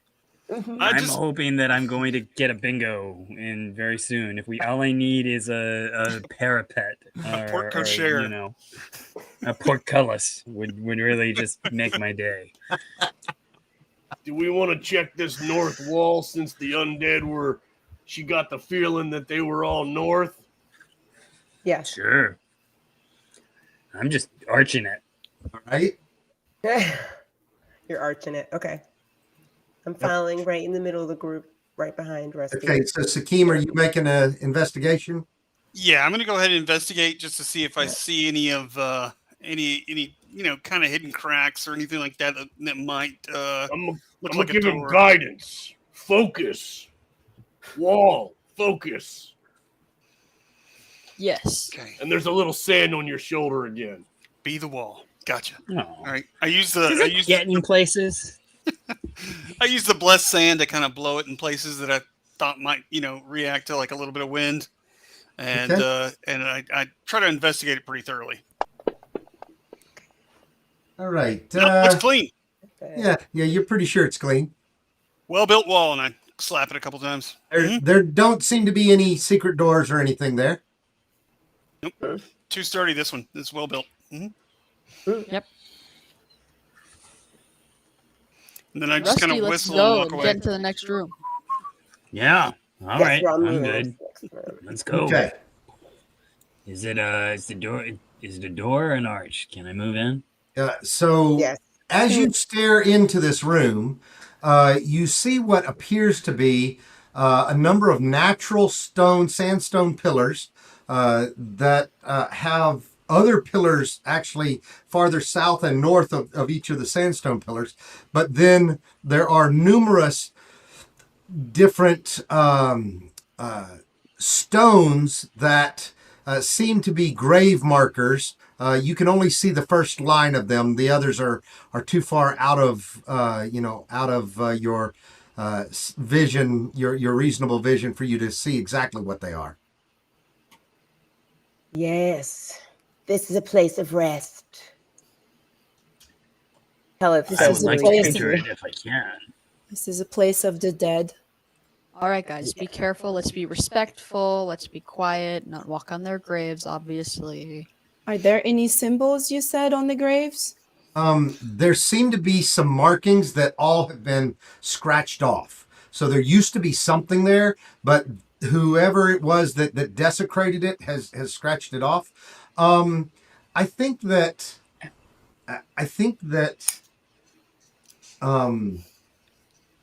Huntress, you and actually three of you, so Heleth, Huntress, and Rusty, all of you may have some insight into what type of marks there are. So each of you individually, please make either a Okay. I don't think it's either an insight or history check. If you have proficiency in one or the other, go ahead and use that one. Okay. Okay. Let me see if I can throw it. Not so much. There. Yeah, you know what? Yeah. I got I it. These are. Oh, whoa, whoa, whoa, How about that, Huntress. Huntress. How about that? No. All right. Heleth, what are we rolling the additional d6 for? Yeah, well, because I rolled insight. My insight was just really low. It's just she's maybe this type of grave and tomb she's just not she's not confident that she's familiar with it. That's why. Yeah, she's usually her definitely not area. confident, No. about it. However, all right. Can I squeeze past Rusty and get into the room and probably try and see what language these words were I once would in? like to get in the room. I can't seem to move through it. I was trying to get in. So I didn't come on do in. anything to stop you from it. There, I drug you there. Hmm. You can. I'm All right, looking yeah, I around don't and know seeing why. if there's anything valuable and/or arcane that maybe the goddess left around here for us just to assist with purging her temple of this evil. Yeah. All right. So Like gold? Yeah, I mean, every expedition needs funding. Yeah, no, of course I understand. all right. Huntress, I using fantasy grounds, I dragged and dropped a creature on your on your character, so you should have that popped up in front of you. You can go to the Yes. second tab that has a written description of that creature, and you can share that with everybody, and you can say you feel pretty sure that this is the type of creature that has been making those claw marks and desecrated the tomb. So I see creatures appears as a gaunt, dirty humans, is with tarred clothing. Anyone with 30 feet of algol can smell the stench of rotted flesh. He's like a zombie, bit their reek of the grave, and they look like waxy yellow or gray. And over their frame, their hair is unusually long, tangled, and unkempt. Their mouths are filled with needle-sharp fangs, stained a dark yellow color. And so maybe what you saw is some, some maybe rotting flesh remnants left there, or some teeth marks or other things like that is what you're seeing. Okay. Yes. That gave it away. Yes, I'm not So too. this is evidence. Go on. Yeah. No, I'm not too good with human language. So yeah, I'm better with Orcish. So hopefully I conveyed the image. I go back to my was box very breathing. poetic. You did. Really It's good. gets it right here. I really think Good. I can see it. I'm Good. very It sounds impressed. beautiful. You should Good. yeah, you should do some writing. And you should be terrified as Definitely. well. Oh, I guess. Yes. Yeah. Well, I don't know, teeth. I'm heavily armored. I just feel like they snap or something. knowing We'll see what happens. what you've detected earlier and knowing what you've identified now, you're pretty nervous that there are a ton of these things, deep below where you guys are here. There's a ton. Oh, ton? so like in the Right. grave. Let's say scores. Dun, How about dun, that? dun. Scores. Okay. Well, whatever we Damn. do, we have to make sure not that walk they on don't those hear. graves. Yes, don't let them know we're here, or we cannot wake them up. It's gonna be okay. These guys Can are Oh, real I loud. tell what language they were in? I'm sorry, say that Do again. I have any? Do I know what language these graves were in? No, everything that was on it has been, destroyed, so there is no legible writing left. It would be pretty cool Okay. if we were all passing without a trace, though. And oh wait, we are. Ooh, So yes. we shouldn't wake them up, you're saying. Or we shouldn't wait. All right. I understand. I won't. Do we think that Are we these still- creatures are? Are Yeah. we still Are they passing in the without grave? trace? You are. That lasts for an hour. Okay, Yeah, gotcha. go ahead, It Rusty. just sounds like Okay, they're wall to wait. wall in there. Personally, So, is it that we think these creatures are in the graves, or is it that we think these creatures have been in the area, perhaps desecrating the graves or preying upon them? You think that they've been in the area and desecrated the grave. Got it. Mhm. Okay. Oh. Given A little the pest. given So- the volume of creatures that Huntress originally detected, there are way more creatures than there are graves. Sure. Oh. So we need to be cautious moving forward, but they aren't in this room with us, as far as we know at the moment. I wish And we could tell if they meant us harm, though, or if they're just, harmless poltergeists. yep. Or do So they mean us harm? I do want to be clear. Harmless Pass poltergeist? without a trace helps your stealth checks, but you need to be telling me that you're going to be making stealth checks in order to gain that advantage. Okay? Right. So Mhm. Okay. I have a feeling they seem to have been desecrating this temple. I think that suggests hostile intent. Perhaps they're looking Oh, for yes. the scarabs, Just too. a guess. Do any of these graves look special? Like they might have a scarab near them, or in them, or on them? make a perception check for me, please. And Logger, I need you to make a perception check as well, please. Excellent.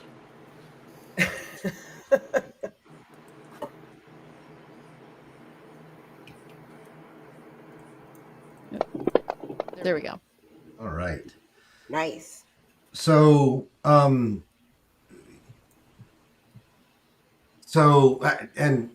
what were you actually looking for, Sofax? Anything that might lead us to the scarab, or anything that Anything looks that might lead you to the scarab. kind of Right. fancy or So magical. Sofax, you do see something straight ahead on the other side that seems to be, maybe in a pile of rubble. And Lager, you seem to see maybe around one of your compatriots or around two of your compatriots, and straight ahead of you, you seem to see some sort of magical glow. Oh. Okay. Can I this is sneak all over the way there? on the other and- side of the room. Okay. I'm still we having still, trouble sneak moving over there? across this particular map. I would, for some reason, Mhm. my token doesn't seem to want to move. Where do you want it moved? Oh, just sort of into the middle of the room. Okay. Are the rest of you following behind? Yes. Lager, I am, but now that you have seen the magic, I would let my friends know and also remind them, let's be quiet. okay. So Oh, okay. both I'm both, being super Sofax stealthy. and I'm Lager have seen something of interest over here in front of you. Okay? I'm following along with my big giant body and shoulders and tippy-toeing like a ballerina. Okay. I can picture it. I stand off to the side as much into the shadows as I can, and I just try to move as silently as possible. All right. So go ahead and give me a stealth check, please. And anybody else who's going to try to sneak, go ahead and give me a stealth check, please. Yeah, I'll try to sneak. I'm just worried about I'm not trying to sneak. You're not. If Yeah, there's I'll trouble, try- let it find me. I'll try to sneak, but wait. There we go. I'm messing up. There we go. Okay, but everyone who's sneaking does have a +10 on top of whatever Not natural stealth everybody. they So there have. were only 4 of you, right? Oh. Oh. So No, that was bless. oh yeah, that was Oh, it's bless. You're everyone right. who's within- Everybody should yeah. have it. So why does Golgotha not have it? Actually, It's you weird. were on all of you at some point, wasn't it?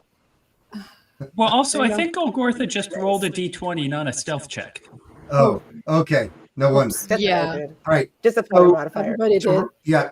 To roll the stealth check, that's at the Yes. bottom of your skills page. You have a +7 there already. So you're actually going to get a +17 to whatever you roll, Golgotha.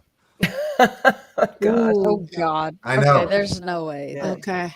Okay. hmm Right. So, and Helith, I think you did the same thing. You didn't roll a stealth. Yeah. Yeah, I'm good. I'm at disadvantage because I have armor on, but I still rolled good. So Mm-hmm. the 15 plus whatever, plus the past All right. So y'all feel like you're doing fairly well sneaking around here. Yes, we do. We do. But and Logger, you're staying where you are. Except You're for not me. moving forward. I'm staying here for the moment. I know I'm not all that quiet, so I'm gonna wait. If things happen, I'm gonna come in and dole out some dwarven justice. Excellent. Hell Okay. Right, yeah. that's a TV show I would watch. Me too. More than Justice. Me too. Oh, that's awesome. All right. So, all right, you guys everybody else has eased into the room. Rusty, you and Sofax are leading the way, moving across the room. Yeah, I'm just holding up my glowing sword and drawing all the attention. So trying to assist people who are being stealthy. Yeah. But yeah, I'm just looking to cross it. Okay. All right. So far, nothing else of interest.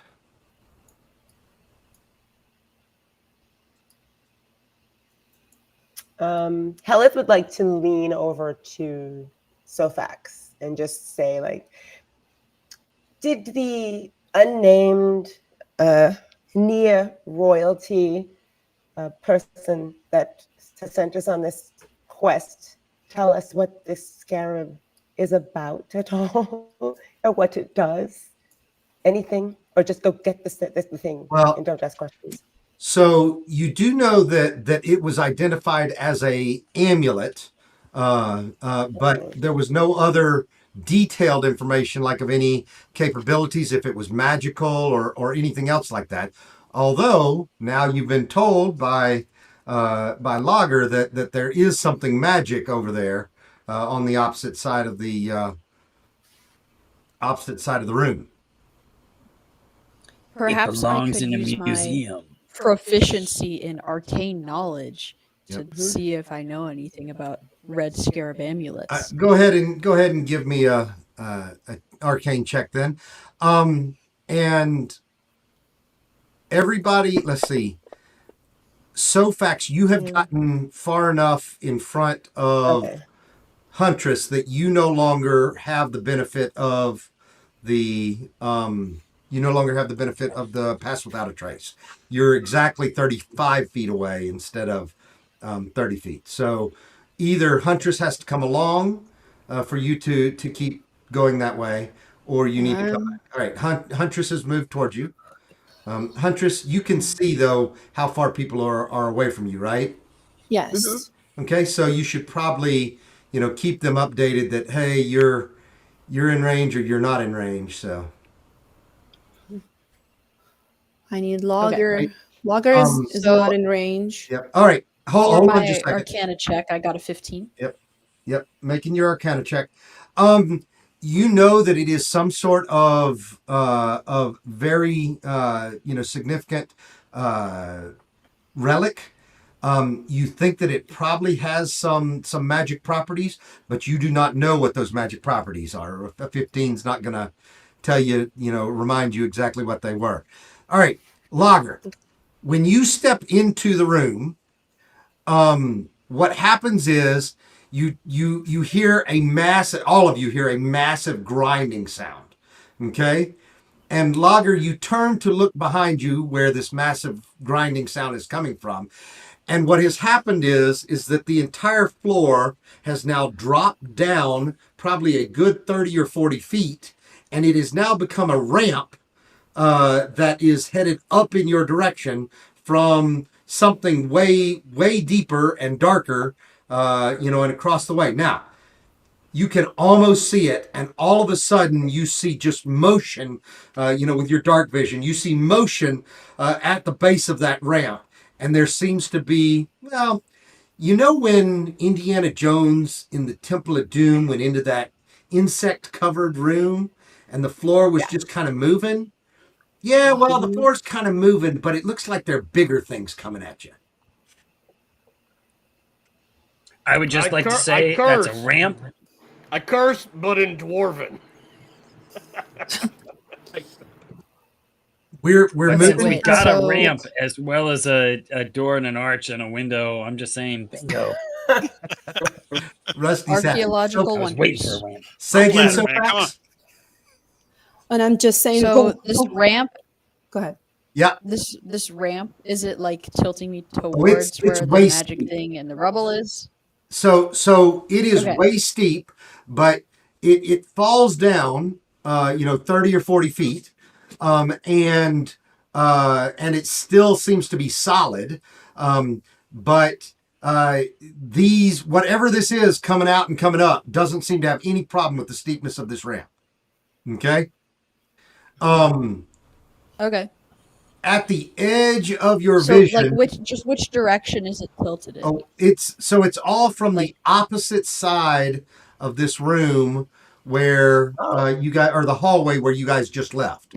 Okay. Oh. So it is that okay. entire floor of that hallway and more that has fallen away now, and something is coming out of some recesses, cavernous recesses underneath, and is they've seen Lager, so they're headed They're that way. coming? Lager, you see something massive back there too.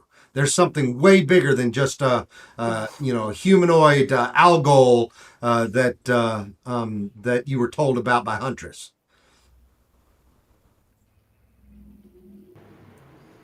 All right, Well, everybody, I'm roll gonna for let the initiative. party know. All right. Okay.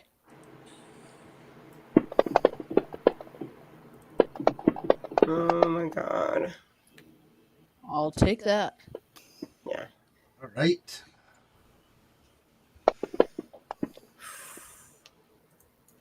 Surprisingly good. And yep, good job. All right, Helith, What am I rolling again? your initiative. It's right in the middle of your main page of your character sheet. All right, you know what I'm gonna do? Yeah, so it says I'm going to INIT, first- and my you first- just double click on that. My first initiative roll I'm gonna do with the dice. Okay. Go. +2. 12. All right, +2, or it's 12 with the 2. Yeah. So was it a 12 on the dice, or was it a 10 Nope. on the dice? 12. It's a 12 with the All right. bonus. All right. So 12 with the bonus. Mm-hmm. All right, there you go. All right, and now I will go ahead and roll for mine. Yeah. All right. Huh. Okay. Okay. Rusty, you ready for this? Yep. All right. You can see a swarm of humanoid forms down there, Rusty. Oh. There are literally scores of them, just like Huntress told you that there were. They're coming at you. Excellent. All right. Oh my god. They are probably Rusty right now. They're probably a good let's say 80 feet from you to begin with. Okay. And Huntress knows that and told you a little bit about them, right? Because she rolled really well earlier. She told you that they can go as fast as a fast human can. Okay? Right. So in meta terms, that's a 30-foot movement. Okay? Is that a knock on dwarves? Because I got short legs, you know. I'm just saying. I'm not saying. I'm not criticizing. I don't like this. Hey, I don't like there's this. so I'm I just, know, right? I'm, like, I'm just what? saying. Wait a minute. Hold. That's I'm cursing in Orcish. Yep. What I'm So doing. but This is Huntress, you Trying. get initiative and you get to move first. You get to move, act first. Whatever you want to do here. Move out of the way. Good. my longbow is not going to You help me. can't see any of these. Yes. Lager is yelling and screaming to all of you that the Algol are down there and they're coming this way. Oh. All right. I will hold the door. Once I get over there. We should have brought the door. See? Damn it. That's right. What can I do? How can I help? Yep. And you're welcome to ask other people too. You know how I am. I'm asking for help. Is I there a have way power. for her to see stuff? I don't Okay, know. so the monsters see Lager. They have no idea that the rest of us are in the room. I say we just leave and cut our losses. No, I'm just kidding. So we should all probably. I'm okay. Sorry. I'll remember you finally. We can't go back, can we? No. Don't worry, I got a So- As soon present as I can for get them. it. I got a present for these guys. We have the jump on them a little bit. You know, Yeah. Huntress and Huntress is first. Yeah. But how do we see them? Do So- we have What? any? I'll have Lager's a, the one no, that, that's true because they're deep down there. yep. Yeah. Lager's the one that saw them. All of you Yeah. heard the crushing of stone as that room turned into a ramp all of a sudden, and Lager was yelling at you kind of what was happening as it did, and so now we're right after that happens, and just at the edge of his ability to see down there, he's telling you that all those things you talked about, they're down there. There's something else big. All right. Well, I'm not sure if I can use my ability to speak with these beasts or, these are ghouls. Can I try to communicate with them? Which See- ability are you wanting to use? I'm speak with animals. No, that would not work with the undead. It would So- not. Okay. Yeah, it'll only work with beasts. So, Okay. yeah. Okay. And you would Can, know which ones are beasts, and these are not. Those are not. Okay. Mhm. Can we just yell for Lager to come into the room so that at least they're going to follow him in here anyway? So we might as well come in here. We're not going to jump into a fray of monsters, right? Because we hear him screaming. So we're like, get in here. So get away from them. I don't think we should I would rush. like to try and hold. I would like to try and hold that entrance because if we're vastly outnumbered, if we can hold them at the door, then they can't surround us. Or I'm what if I happy to throw a stand. fireball at them? That is also, I like that idea. Yeah. But Get I'm Lager saying in the as soon room. as I can get over there, I'll stand on that line for sure. Okay. I just need Lager to get out of the path of my The thing so I path. can move over. Well, are we I'll in shoot initiative? anything that gets up there. So Huntress, what will you do? Huntress is stuck in the map and can't move. Okay. Yeah, I have trouble with this for some reason. I have the same problem right now for some reason. Let's see. Wait, I think you have to blow it up. And you blow it up, it tends to be able to move. Oh, wait. I'm stuck too. Wait. Now I can move. All right, y'all just tell me where you want to move, and I'll make sure that you can move. But As far away from the door. We should all move back. wait a minute. So, Huntress, you've moved, and Huntress, as soon as you move into the center of the room,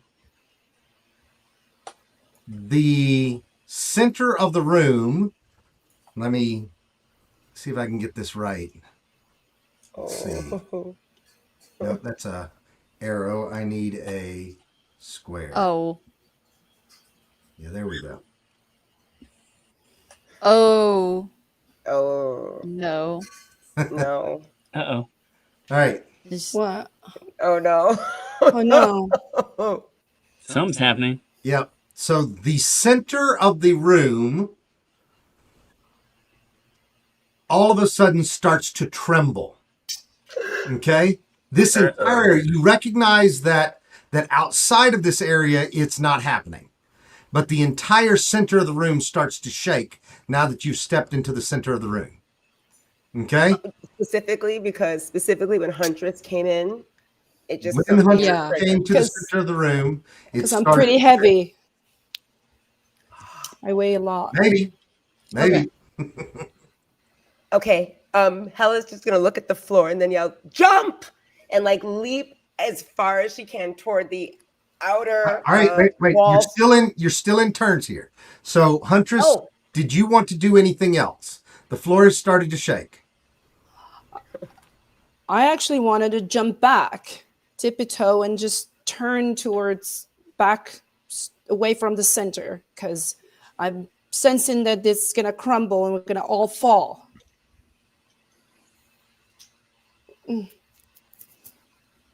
Okay. Move your guy. So, give me an Yeah. athletics check.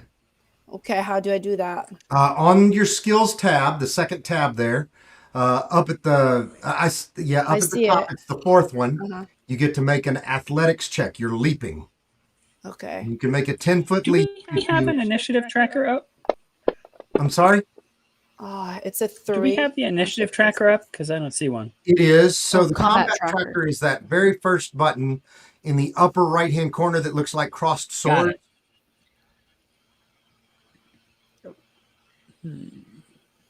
Okay, roll the 9. Okay, yeah. Okay. All right. You are not successful in No. leaping. So you jump about 5 feet and now you're prone. Okay. Okay. You tried to jump off of this thing, but it shook you. And you didn't keep you didn't jump far enough, and you're lucky you didn't twist an ankle. Whoa. Ouch. Yep. All right. Go ahead and pass your turn. Hit the down button at the bottom of the combat tracker. All right. So no. all of these owl goals start to rush at you up the ramp. All right. And so they are moving at you as quickly as they can, Lager. And Sofax, it is your turn now. Okay, I am going to try and dexterously get out of the middle. Okay. Like So here. give me a acrobatics check for you. Oh. Hold on, my fantasy grounds is being a bit slow. Okay. No problem.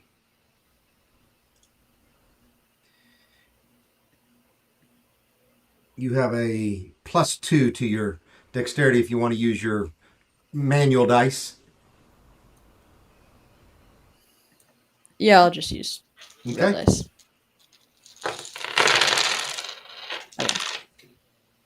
That sounded like a lot of dice. Yeah, I dumped the bag.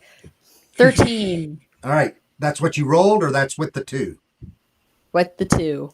Oh, so you don't lose your feet like Huntress did, but it's not quite enough to get you out of the way. So you had a sandstone pillar, straight to the south of you, but you tried to get there, but you just couldn't get there in time. Okay. All right. Can I still cast Fireball and use like a careful spell to mold around Logger? So you are always able to cast Fireball. There's a very good meme, Sofax, that says, "I didn't ask how big the room is. I cast Fireball." So you can always cast Fireball if you want, but there are certain, conditions for how it works and what you can potentially do here. So How close am I to you? Feet. The problem that you're going to encounter is that if you cast it at the angle that you're at right now, that it would just go straight into that other room and it wouldn't go down the ramp. Okay? So it's not going to be headed down that ramp in order to, blow up the algos that are at the bottom of the ramp. Okay? Okay. So it may not be what you want to do this turn. So I cannot move any more this turn? That's correct. You tried to jump instead, and that's your result. Okay. Okay. Let's see. I'll just pass turn. There's nothing I can cast that won't hurt anybody else. All right. So you pass your turn. Owl goals are charging. All right, Lager, it's your turn. It's time for dwarven justice. I'm gonna step I'm glad back. we've got a catchphrase already. Clang, clang. I'm gonna step back if I can make my token move, and I can't seem to. 25 feet to the edge of where that line was. While I'm moving, I reach into my pouch and pick out just this little piece of phosphorus in one hand and my music instrument in the other hand. And I'm going to use that to cast This Wall is on Fire! Nice. Excellent. Power And I'm ballad. going to put that the entire wall on the west side, the entire wall north to south. Okay. As it is. How big is this room? It's a 60 foot long wall. The room is extremely large. It's much larger than 60 feet. So Okay, well at least I'm gonna put it right in the line for them to have to come through. all right. So there's actually there's a wall of fire token, and let me see if I can. I don't know that I can get it to pivot the way that I want it to, but I think I may be able to. Let's see. There we go. All right. Nice. That wall is on fire. There you go. And it burns, and a burning wall of fire. Not going down that ramp. All right. You You have I wasn't created planning that. on going down it. All right. So, all right. This is a pet friendly zone. So yes, the dog can come in here. We're having a thunderstorm outside, so dogs don't like it, and we have to kind of separate the multiple dogs. Anyway, yep. All right. So you have a nice wall of fire, and you're in the middle now. Okay. Yes.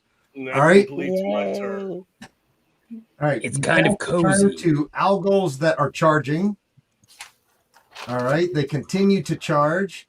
They're probably able to get to about halfway up that ramp, maybe a little bit more. You don't see any bursting through there yet.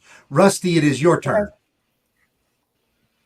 Well, I want to try and move that way. Do I have to make a jump or some such?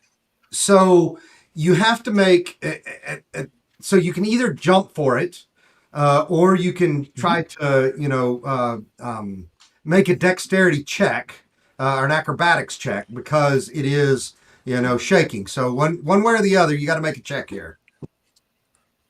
I would prefer to make an athletics check. I'm sure you would. That is more my jam. Right. So you're gonna jump off of where the floor is shaking, then, right? Right. I'm trying to move. So I have a 15. I'm trying to move towards the ramp. Okay. So I obviously don't want to actually stand in the wall, so I basically want to be as close as I can get to the wall without being burned. you're not going to be able to jump, through Lager. That would be a minus to your roll, and you would not succeed. But you could. I'm short. You could jump either here, or you could jump here if you wanted to. Okay. All right. So Either on the grave or on the spot right above the grave is what I'm saying. I'm saying right above the grave. Okay. All right. So Rusty jumps to right there. All right. You're able to get there. Okay. And all right. Yep. And then I'll let you move too. If you move, you can have another 15 feet of movement if you want. Okay, so basically, I just don't remember how walls of fire work. Can I stand next to it without being burned, or do I need to stay 5 feet away? Rules is written, you can stand next to it and not be burned. Okay, so I would basically like to move, 15 I think will actually get me sort of in that space. Let's see if it'll let me move. Oh, maybe. I mean, if I can. I don't think it'll let me get right next to it, but I'm trying to get as close to the door as I can. The way that it actually works is one side of the wall is kind of directional where the fire is. You're on the right side of Dwarven justice. That's right. You are on the right side of Dwarven justice. All right. Very good. As I say, I'm having a little trouble with movement, but what I'm trying to do is get to the other side, so I'm standing, so if anyone comes through the wall, I'm there. Okay. You are standing basically right in front of where the door is. That's where I want to be. Uh-oh. I lost a map. Yeah. I can see it. No, I don't know why. I mean, it just changed what I was looking at. I actually right-clicked on the map. Right. So anyway. All right. Okay, and is that my full turn?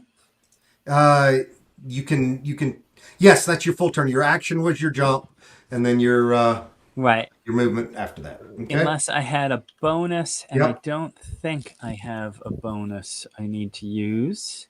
I can't see any of them through the wall yet. Through the wall, correct?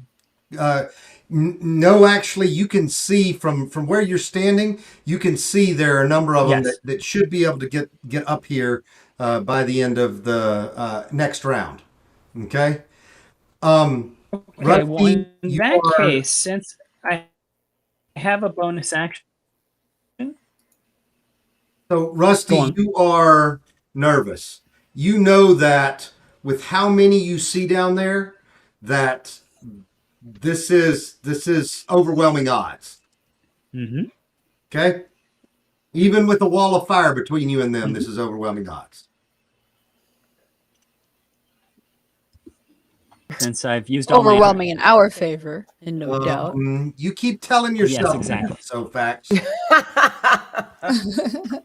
Wait a minute. Am I reading the combat tracker right? There's a mega. I hope I'm not. There's like 40 of them and some more. So yeah, this might be a running away situation. All right, Dr. Maybe Helleth. we jump in the hole. Oh. Dr. Helleth, it is your turn now. I appreciate you calling me by my full name. I'm still in the floor that's sort of sinking, correct? Yes. All right, well then, obviously, I'm going to follow suit, and she's going to try to jump out from, the area that is sinking to, all right, I'll do the... Either an athletics check or an acrobatics check, either one. I'm going to see if I can do this. Okay, so I can guidance myself as well as jump, even though they're both sort of actions, or is one a movement and action sort of thing? Yeah, I think it's a movement action. I'll do that. Yeah. So I decided unilaterally. It's not gonna matter. You don't make it. So yeah, I don't make it. It doesn't matter. Even with guidance, you're not gonna make it.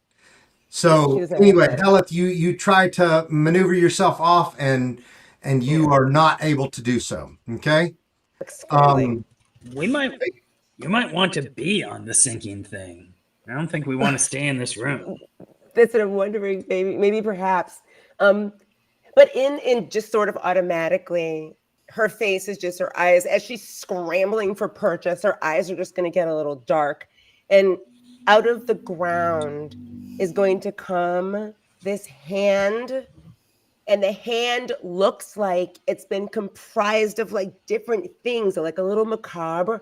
Like one finger looks mechanical, one finger looks like a plant, one finger looks like a plush animal. The hand looks like it's been sewn together, and it just rises out of the floor, and it just floats above her head, and it does this, and it just sits there, and like you hear like somewhere in like the darkness, ew. That has nothing to do with it. That's something else. But the hand just comes and it sort of floats just like this, and it gives her the thumbs up because she casts spiritual weapons. All right. So that's your action, and yes, you bonus action. Yeah. So, you pass your turn to Sakim. Okay, I take a quick glance and see who's having the most trouble with the shaking inner bits of the floor. The most trouble is definitely Huntress, who got knocked prone. Okay. Then I am going to.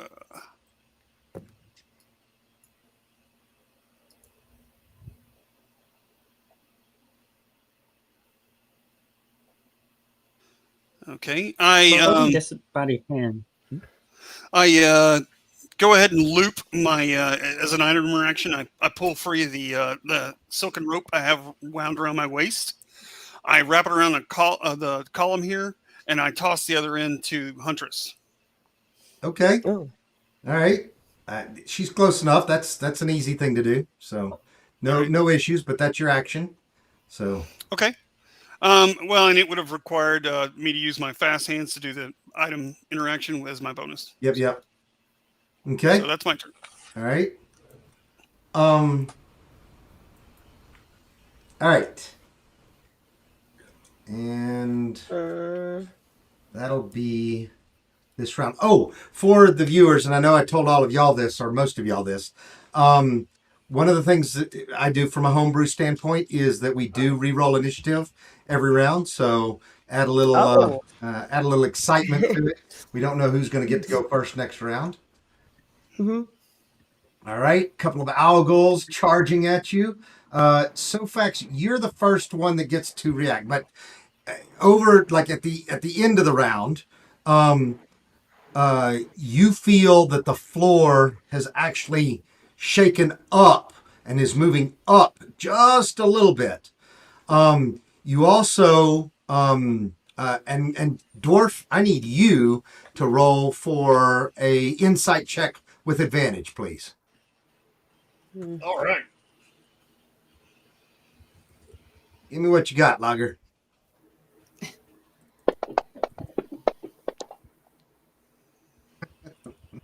Not the greatest.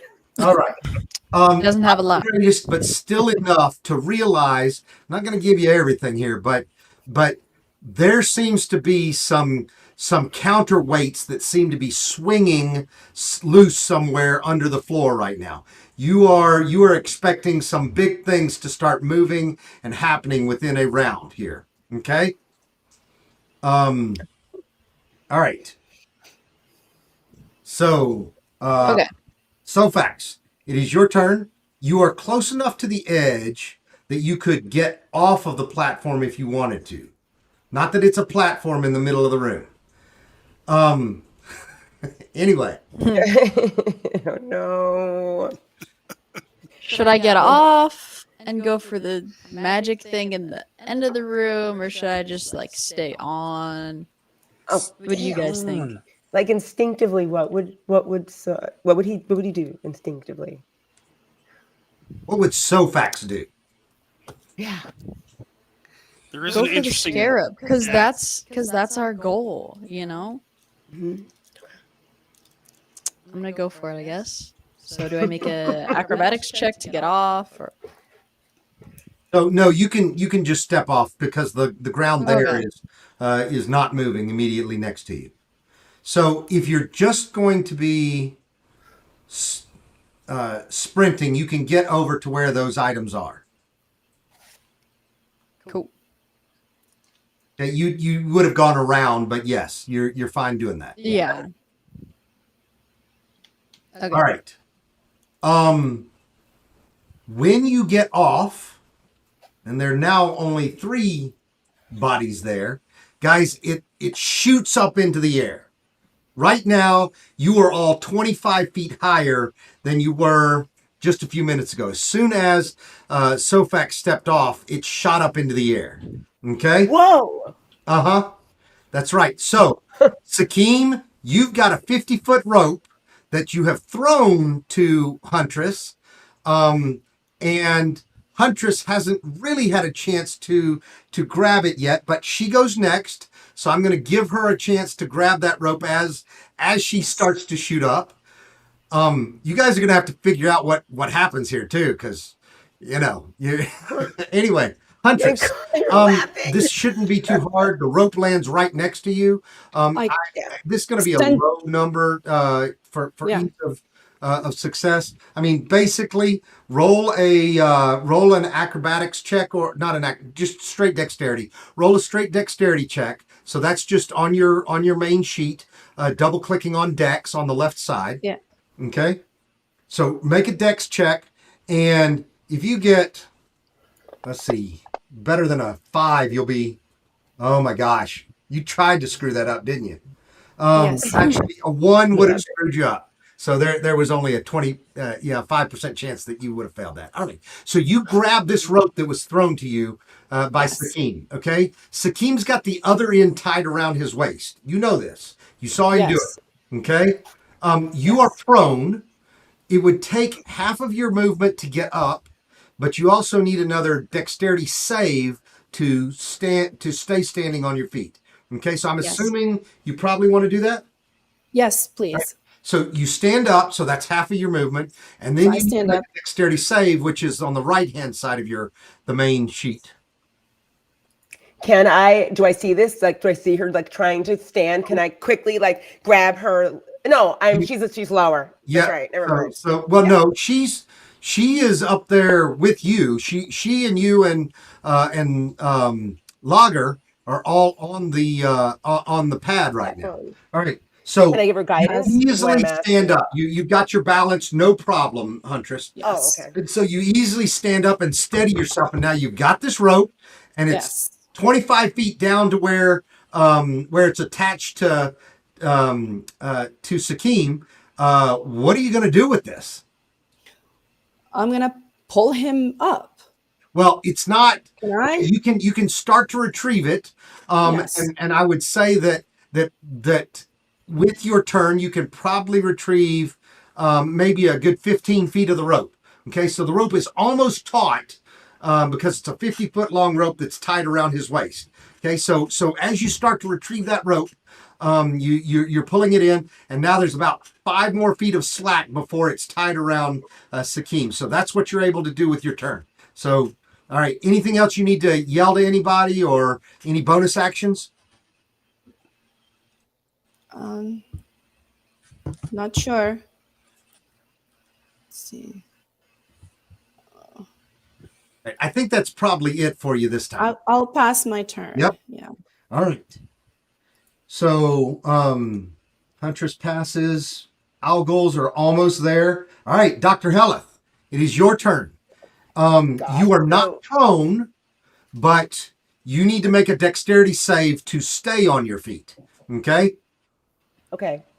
I will, of course, cast guidance on myself. Yes. Okay. All right. You definitely are able to stay on your feet. Okay? Okay. So you steady yourself as the platform is shooting up. So you are now 25 feet above the floor. You got Rusty down on the floor. You got Sofax down on the floor. You got on the other side, you're not really sure, but you can see that Sakim is not on the platform. But what you do see is and you'd know it because you saw him basically right before it took off. You saw him tying it around his waist and throwing it to Huntress. So you know that he's on the other side there and has the rope attached to it. Okay, so there are 3 of you on the floor and there are 3 of you up on the platform. What are you going to do now? You've got half of your movement left, and you've got an action left. Okay. What I want to do is I want to the Lager. Wait, who's the person that's tied on the rope coming up? That's Sakim. That would be. Yes, Sakim is tied to Huntress. Huntress is. He's already regretting his mistake. Because what I want to do is, since Huntress is trying to pull him up, is he just hanging there, or is he trying to help her by climbing up the rope? He's trying to climb. Well, so none of the above yet, but you don't really know that. Okay, so you don't know whether he's trying to climb or exactly what they're trying to do yet. You can't see him anymore. You saw him tie it around his waist. You saw him throw the rope to Huntress. You saw her stand up and start reeling the rope in. Okay, I think this, because I can't see him, it definitely changes things. But I guess what I'm gonna do is I'm gonna cast Enhance. So I'm going back and forth between holding my action and, you know what? I think I'm gonna do that. I'm gonna hold my action. Okay, but Can I when do you that? I hold don't an know. action, the way that it works is you have to tell me exactly what triggers what you're going to do. So you have to say, Oh, if okay. this happens, I'm going to do this. Like Okay. if a algol comes through that wall of fire, I'm going to cast a spell, or something like that. Yeah, I think if an algo comes through the door, I'm going to use my spiritual weapon to do like a swipe or something, because I was going to try to help him come up, but since I don't know if I can see So him, I can't. you see, so she is only 10 feet away from you. You see Yeah. her retrieving that rope. You've got 15 feet of movement left. You could go over there and help Yeah. her retrieve the rope. That would be okay. Okay, good. Then I have 0 athletics and no strength. However, that's what I'm going to do, because that's what I do. Well, and You help others. what happens? Yeah. So look, I'm going to move you. So you're going to move Yep. 5, 10, 15. And remember, another one of my homebrew rules is your first diagonal is 5 feet, your second diagonal is 10 feet. So this was just one diagonal, so it's 5 feet. So you're now standing right beside Huntress, looking down at Sakim over the edge. And you can now start retrieving the rope as well. I'll let you bring in the last of that slack, and you can try to lift him 5 feet. Okay, so you are going to have help though on this, because you and Huntress are doing the exact same thing. So Huntress is technically giving you help in this, but I need you to make a athletics check, which is a strength based roll. Okay, so make an athletics check with And do I advantage. have to do I'm sorry. with You're advantage? making an athletics check with advantage. So you have a -1 on your so let me show you how to do this too in Fantasy Grounds. So first of all, it's with advantage. So go down to the bottom left-hand corner of your screen and click the button that says ADV. Got it. Okay? Mm-hmm. All right. Now on your character sheet, go to the second tab, the one that says skills on it. You got it? Okay? Yep. And you should see the fourth one down is athletics, and it has a -1 in the box. Yes, I do. All right, double click on that. Okay, and do I drag this on this type You of? can How do I do it? double click on it right now, which is probably the easiest, but you can also drag it to the chat window. Either one works in Fantasy Grounds. Oops! Oh wow! Oh wait! You got to click the number, not the stat, right? So where it has the dice over there and says -1. There you go. That's it. Oh yeah. So Sakim, you feel a little tug and nothing happens. The rope is taut. And this whole platform, you're feeling like you're about to get jerked.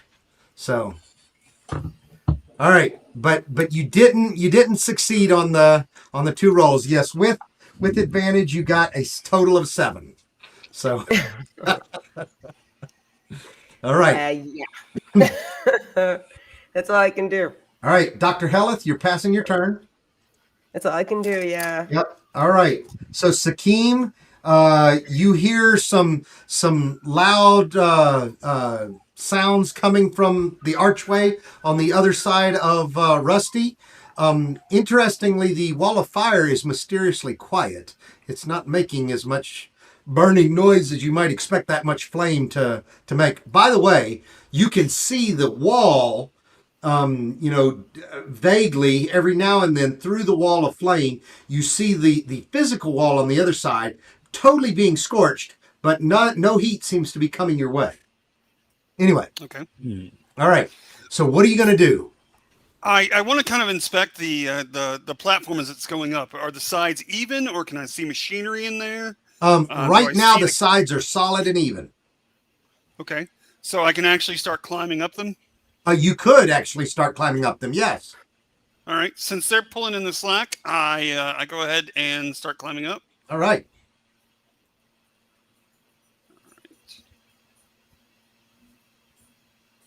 All right. You gonna give me a roll? Yeah. So you want athletics or acrobatics? Yeah, for you it's acrobatics. Excellent. Not Yeah. too Good shabby. thing it is acrobatics. So Gosh. anyway, they are the blocks are that make up this stone thing are probably about 2 feet by 3 feet. And they've got just enough purchase between them that you're able to get your fingers and toes, into the wall. Your soft boots are just able to, put themselves in the cracks. So you're Okay, able to climb up the wall about 15 feet. So it's 25 feet up. You're still 10 feet, below the lip. I go ahead and use my second story work ability to Okay. continue up the wall at All right. regular And you make speed. it up and over the I top. reach the top. Yep.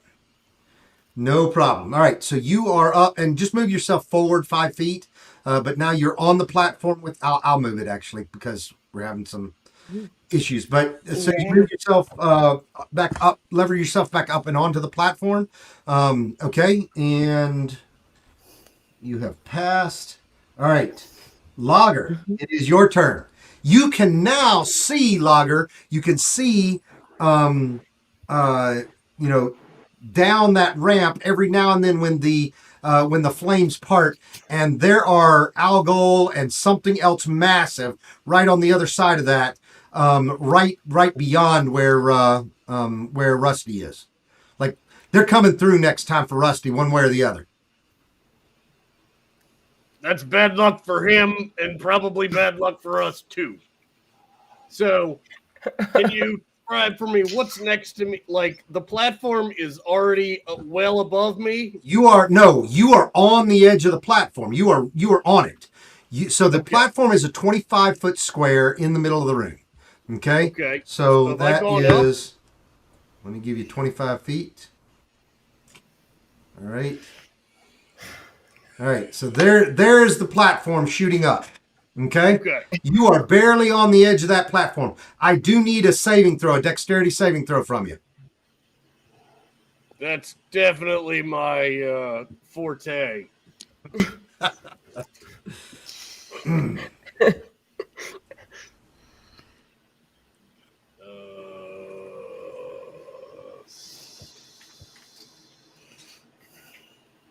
Well, I know it's +2, so I'll just do that. There we go. Nice. Oh, you easily keep the seat. Yeah. Nice. There was Smooth dwarven moves. Good job.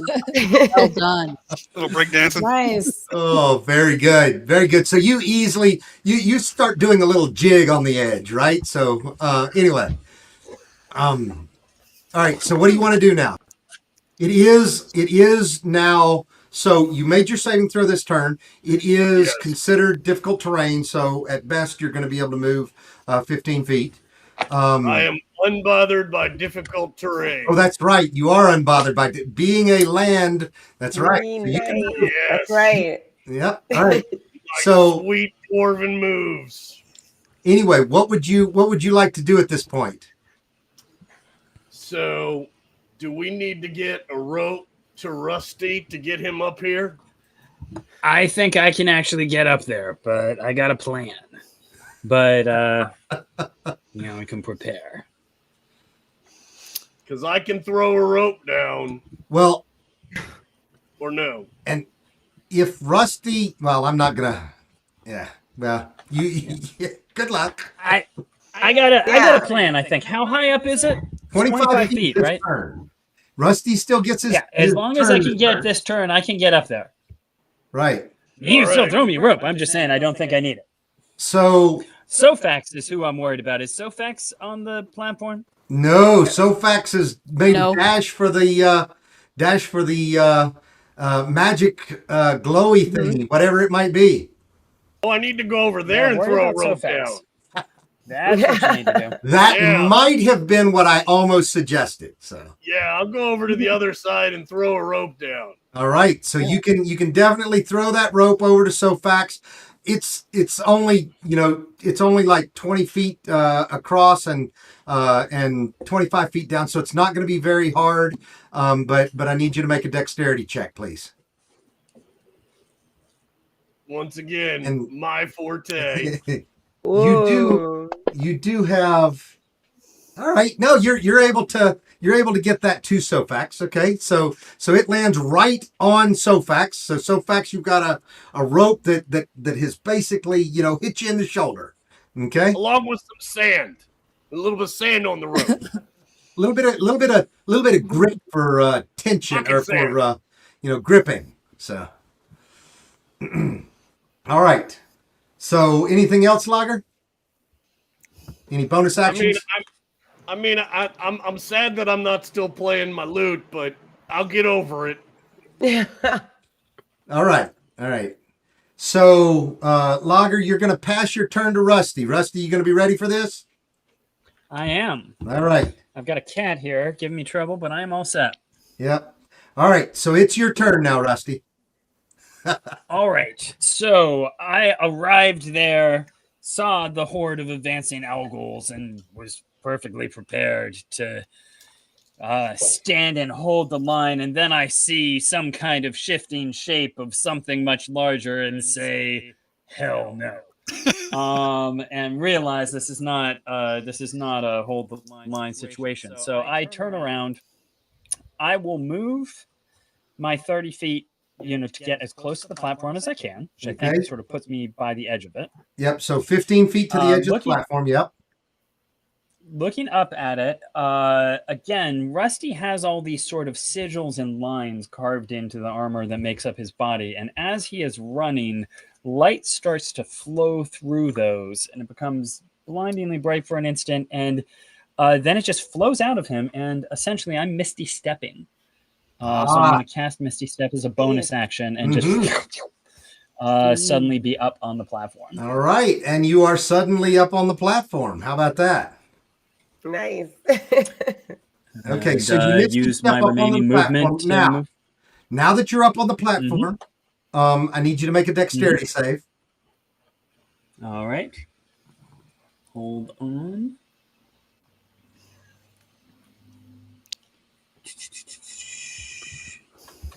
Oh, I can double click, right? Yep.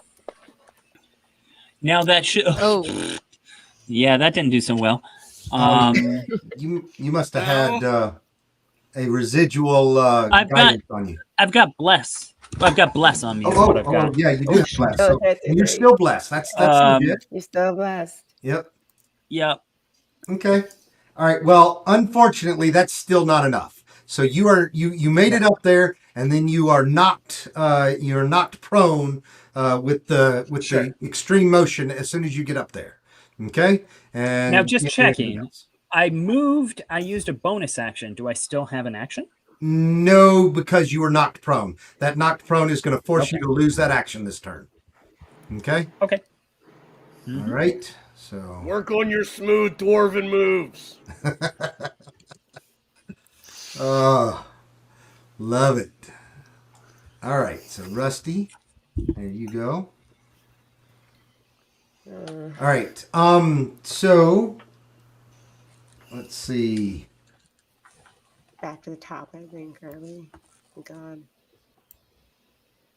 All right. So Rusty, you end up passing your turn. All right. That's correct. Sorry, I forgot to. Boop. Yep. Let's see.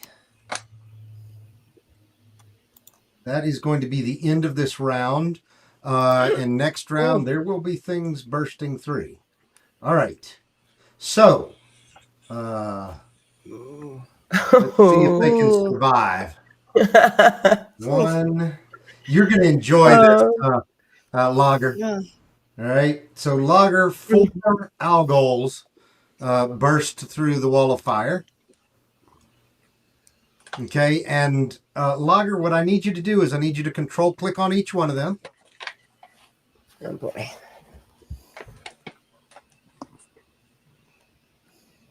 Somebody once told me fire works really well on most of the creatures in the monster manual. All right. So I have to say it's fire. One of the best situations I've seen for a wall of fire. I mean, they all have to come through this tiny door. Not a bad one at all, is it? So, all right.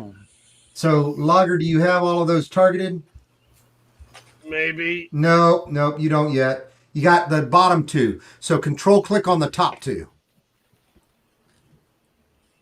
All right, Good. very good. All right. So now go back to your actions tab. Oh, yeah. Yep. And all the way down to 4th level spells. Oh, I see it. And hit that cast button or the cast die. All right. Ooh, everybody failed. Everybody failed. All That's right. a shame. So now I need you to hit that next button that says 5d8 fire. It says 5d8 Dwarven Justice. Chunk. Oh yeah. Wow. Oh, yeah. All right. There you Dwarven go. Justice is not as impressive as I expected it to be. I No, really it's we not. like that wind up. I was We are underwhelmed. Oh, Hey, how much damage have you Dwarven done to these Justice here. guys? yeah. No, I'm just saying. It's Oh. kind. awesome. Okay. All right. That is the first 4. All right. Huntress. Oh, no. Yes. So Sakim has popped up on top next to you and is standing there. All right. So I need you to I need you to make a additional dexterity save. Okay? Okay, go to main. No. Yes, Skills. you're correct. Go to main, and on the right-hand side of main is your dexterity, and you'll just double-click on that. Okay, all right. Yes. Good thing that you are very dexterous, right? So you're able to keep your feet, okay? It is, like I said, considered difficult terrain, so if you're going to move around on this, it's going to be... you have an ability that will let you in certain areas not be beholden to the penalty for movement, so the rough terrain, but it's not on a stone platform. Okay, so this is still considered rough terrain for you. So only 15 feet of movement if you want to take any movement. You do see 4 owl goals over there, and you got Sofax on the other side with a rope over his shoulder. I was gonna try to get to Logger and help him because you throw a rope to Sofax and help him pull. Okay.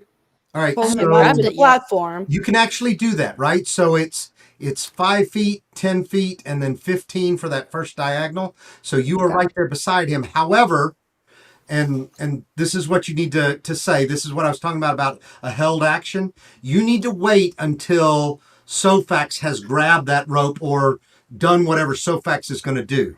Okay? So Sofax is standing there next to something that y'all were thinking that you're coming after, and Sofax has a rope over his shoulder. But what your action should be is after Sofax grabs that rope, then and tell me what you want to do.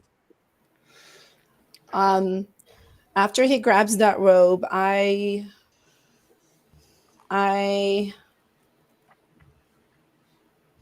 just pull really, really hard and use my mighty power and pull him up, snatch him up to the platform. So assuming that he grabs the rope, you will be pulling him up. That's a good held action. Good job. All right. So because my goal is to keep everybody together. Yep. Mm-hmm. Understood. Okay. So all right. I need Logger to clear your targets, Logger. So on the map at the top, there is a target with a slash through it. And I need you to click that button. Okay? Yep. All right. So it should have cleared your targets. Hope so. I don't think it did. All right. Double click it. Yep, there you go. Your targets are cleared now. Now I need you to target the 2 new ones that I put in there. Algo 13 and Algo 44. I'll go 44. I hate that guy. He owes me $5.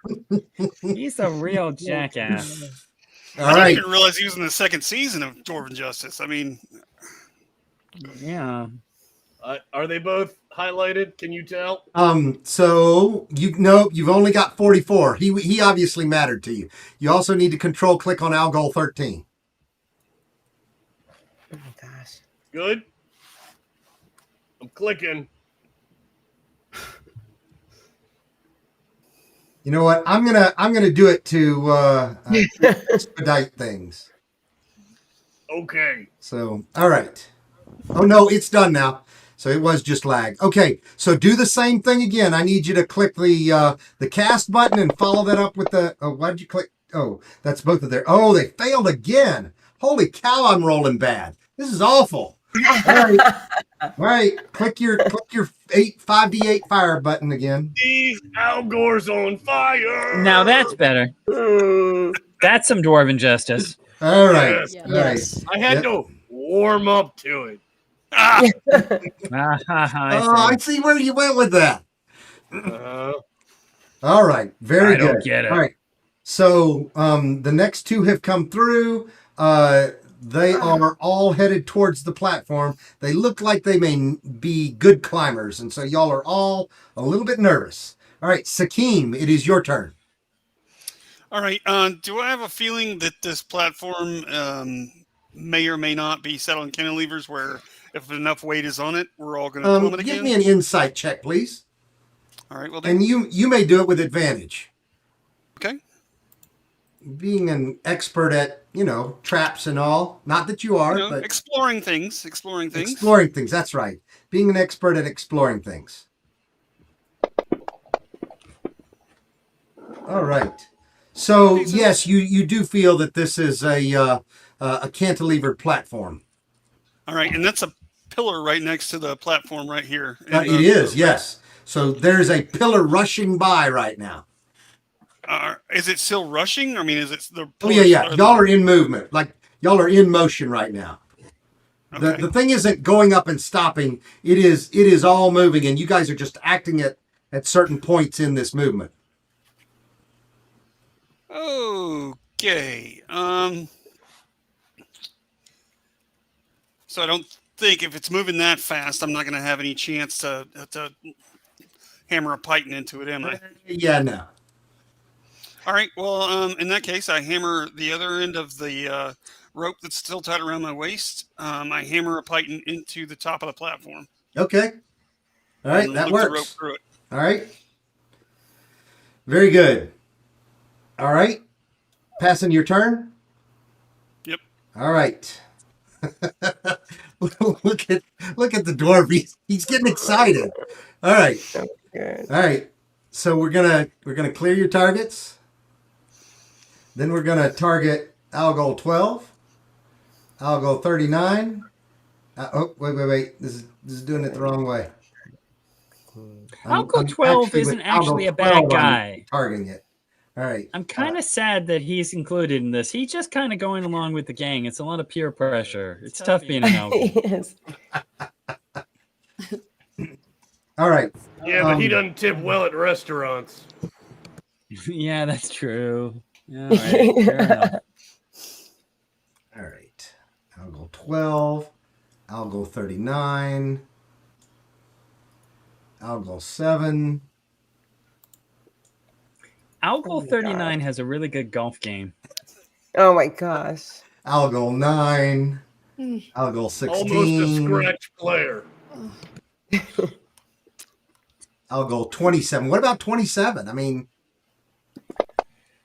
27 cheats on his taxes, but I mean, what are you going to do? Government's a bitch. oh But yeah, really, who I'm does sure. it? I mean,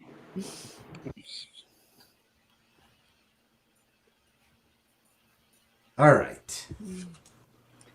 He had a hot take on the D&D movie, though. All right, Lager. Okay. You almost ready? All right. Hit your cast button, Lager. Oh my gosh. Okay. Hey, I got a couple of successes. Yay! All right, hit your damage button, Logger. Hooray. All right, that's a lot of 4s. Okay. Yeah. All right. Yay. Yay!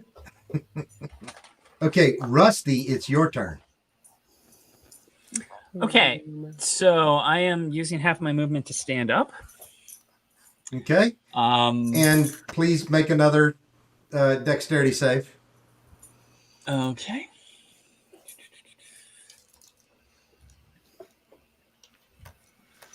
Sorry, hang on a second. I'm trying to get to my character. There we go. I want to try and copy those sweet dwarven moves, but we'll see how it works. There we go. Okay, I might have accidentally rolled twice, but the first one is the one I'm going for. All right, I so do not have advantage. 14. What are you trying to do with the? Oh, that was your dex save. I was just standing up. Yeah, so it is just barely enough for you to keep your feet. So you don't look like the dainty dwarf, but you are still able to keep your feet. Okay. Okay. Yep. What I would like to do, looks like we have a little bit of time, is I would like to join Huntress and do the help action on pulling up Sofax if Sofax decides to come. All right. And did we say that you're going to be affected by the difficult terrain or not? I don't know. How far do I have to go? So actually, you can get far enough because you get right up behind Huntress. So you're adjacent to Huntress, so I'll allow the help. That's the 15 feet for difficult terrain. So it's not going to matter. Yep. And so, as I said, all I'm doing is providing help on the athletics check. Okay. And so I assume you are holding your action for Sofax to grab the... Correct. Okay. All right. Understood. All right. So you pass your turn. Logger, lo and behold, 3 more run through the wall. I need you to... It's like Christmas! I need you to go ahead and push that cast button again.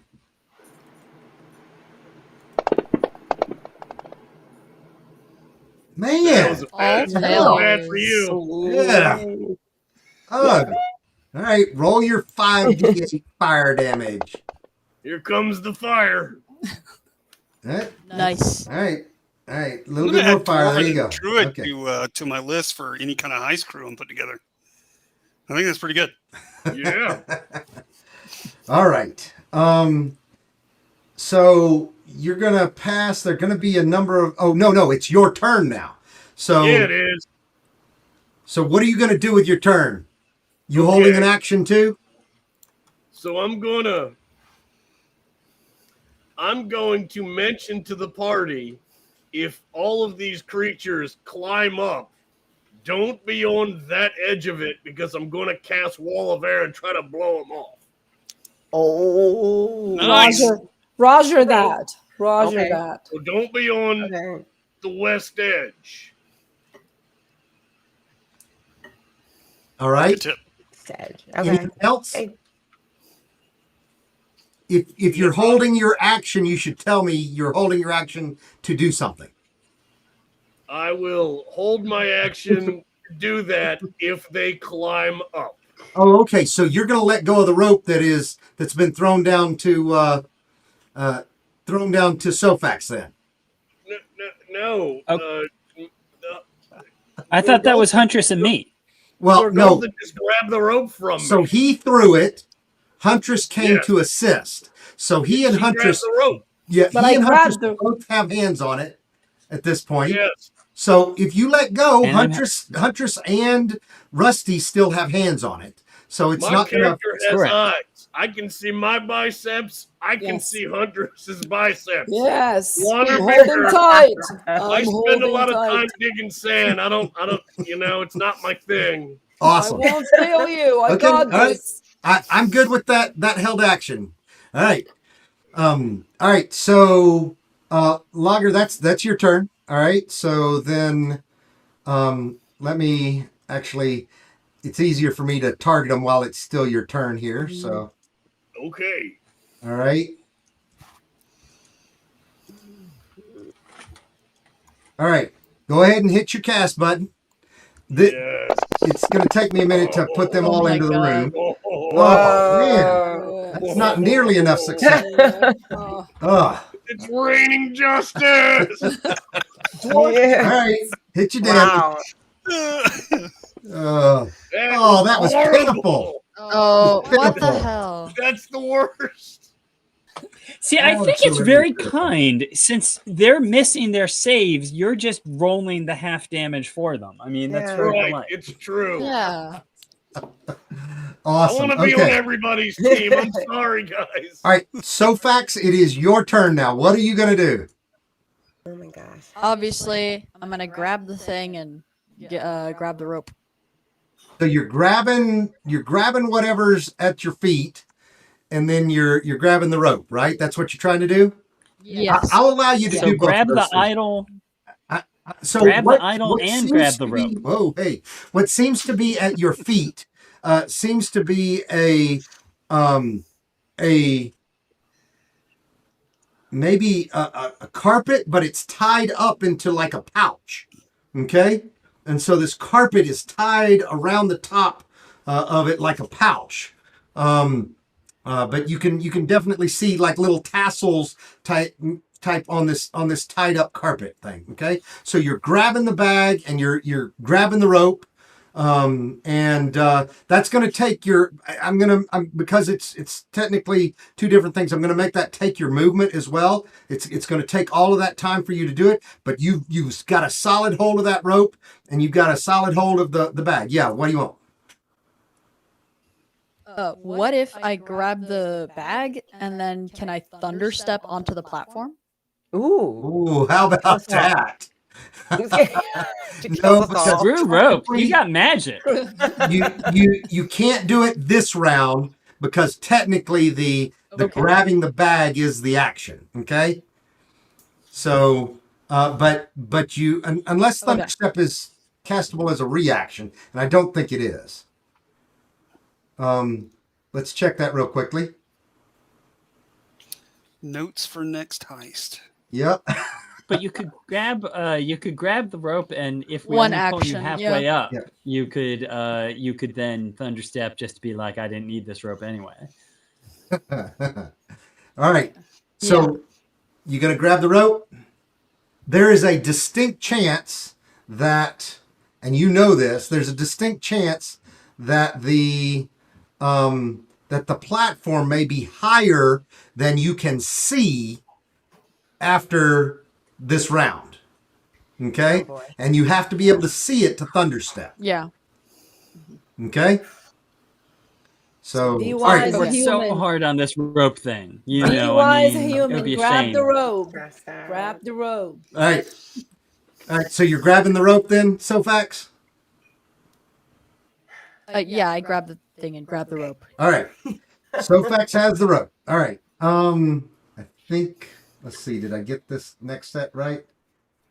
22 is the bottom one. Yep. All right. All right. Dwarven justice. Let's rain it down. Yes. Yes. Yes. Oh, nice. Yes. Woo. Ah, All right. Oh, that's Oh, some man. good rolls. Oh. Mm. All right. Nice. Okay. So that is another pile of them that bursts through, and then all of a sudden the entire wall caves in as something with a million different legs piles its way through. It is big enough that it is taking up and the entire area, but it is so big that all those algals are able to gather together underneath it. Okay, so Lager, Oh. you're gonna get to tickle it. Don't worry. Oh my god. I was gonna stay behind and kill that thing. I just didn't want to leave you guys behind. All right, Lager, Yeah. last one for this round, and everything's gonna be through your wall of fire after this. So, all right. And go ahead. Oh, look at that. My Oh my Megapede rolled a 22. All right. Great. Very good. And all right. As the round ends and things continue to progress, the platform shoots up another 25 feet. You are yanked off of your feet. So when you're yanked off of your feet, you actually swing and slam into the pillar as well. And so what I want you to do is I want you to you're going to take basically 10 feet of falling damage, which is 1d6 for slamming into it. All right. So you take 2 points of damage for slamming into it here at the end of the round. All right. Where is Sofax? There's Sofax. All right. So Sofax, you take 2 points of damage, and that's actually such little damage. I'm going to let you do this with advantage. I need you to make an athletics check, please. Yay. You got to hold on. By the to way, it. my strength is a 9. Yay. Athletics. Yep. Oh god, this is not gonna go well. My strength is a 9. You could get lucky. It's okay. No, I. Oh. We're not getting lucky tonight. All right. So No, so I rolled a 9. yep. Mm. All right. So unfortunately, you slam into the pillar and you let go of the rope. Okay. And so now you weren't very far off of the ground, so you're not going to take any more damage falling. You're only about 5 feet off the ground when you slammed into the pillar. But now you've fallen to the ground, and the bag, which is actually a carpet of some sort, folds itself out, and you see a couple of things. You see the described scarab of Bushira. You also see another necklace with a holy symbol that you immediately recognize as a holy symbol for Bushira. And you see a third amulet that looks like a dust dervish, a dust devil. Okay? You see another, it's on a light chain. So basically, you've got 3 different amulets here that were wrapped up in this carpet. Can I put them all on? You may, and you may also make an arcane check. Okay. Didn't you say? Arcana, yeah, an arcana check. Yep. Okay. Didn't you say that Sofax had advantage on the athletics check? I'm not sure they rolled it. Oh yeah, I did not roll with We'll just play it out this way. All right. Okay, just checking. All right. I can do this. So one of the things that you can do with Fantasy Grounds is you can send whispers to people. So Okay. Oh yeah. W/. Yeah, this platform is. I thought I'd been too well behaved to get in trouble, but I mean, there's always the possibility. all right. You see that, Sofax? Yeah. Okay. All right, so let me do this. I'm going to drop those things into your inventory in your party sheet. Sofax, you need to take all of them out. When I do, you can just drag them to your inventory. Okay? Okay. If there's no need for anybody else, I know a good fence. I mean, a good rug salesman that I could perhaps get some more funds for the party with. Mm-hmm. All right. Yes, Rusty, we better be. So we have gone on for a while, haven't we? I did tell you guys that we would all take a break about halfway through, and we are way beyond halfway through. So, all right. So we will find a good place to stop relatively soon. So, Sofax, you have hit the ground, and we now will go to our next round. Okay. Okay. Oh my gosh. All right.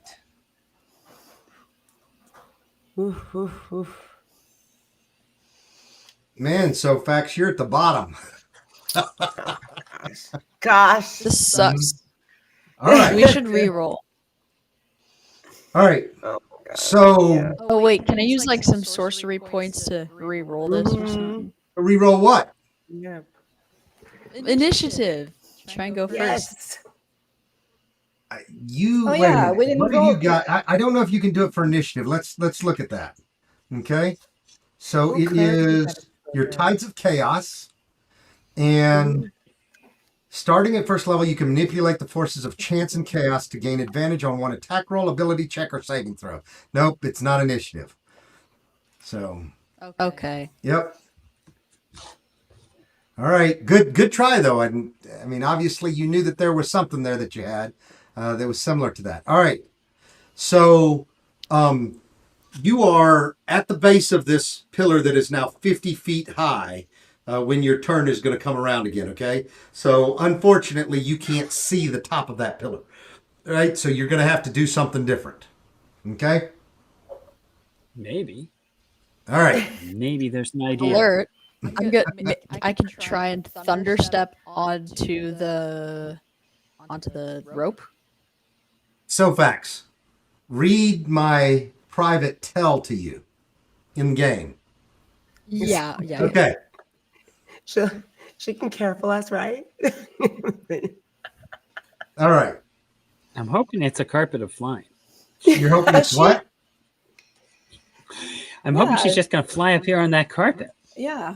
What? Oh yeah. It's a magic carpet. Can you Whatever. try it? That'd be cool. That would be too silly. Like, Could be a whole new world. You don't know. You- Carpet.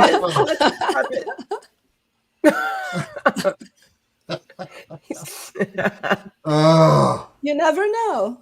Sometimes things are the obvious things All right. that work. So the owl goals can move 60 feet.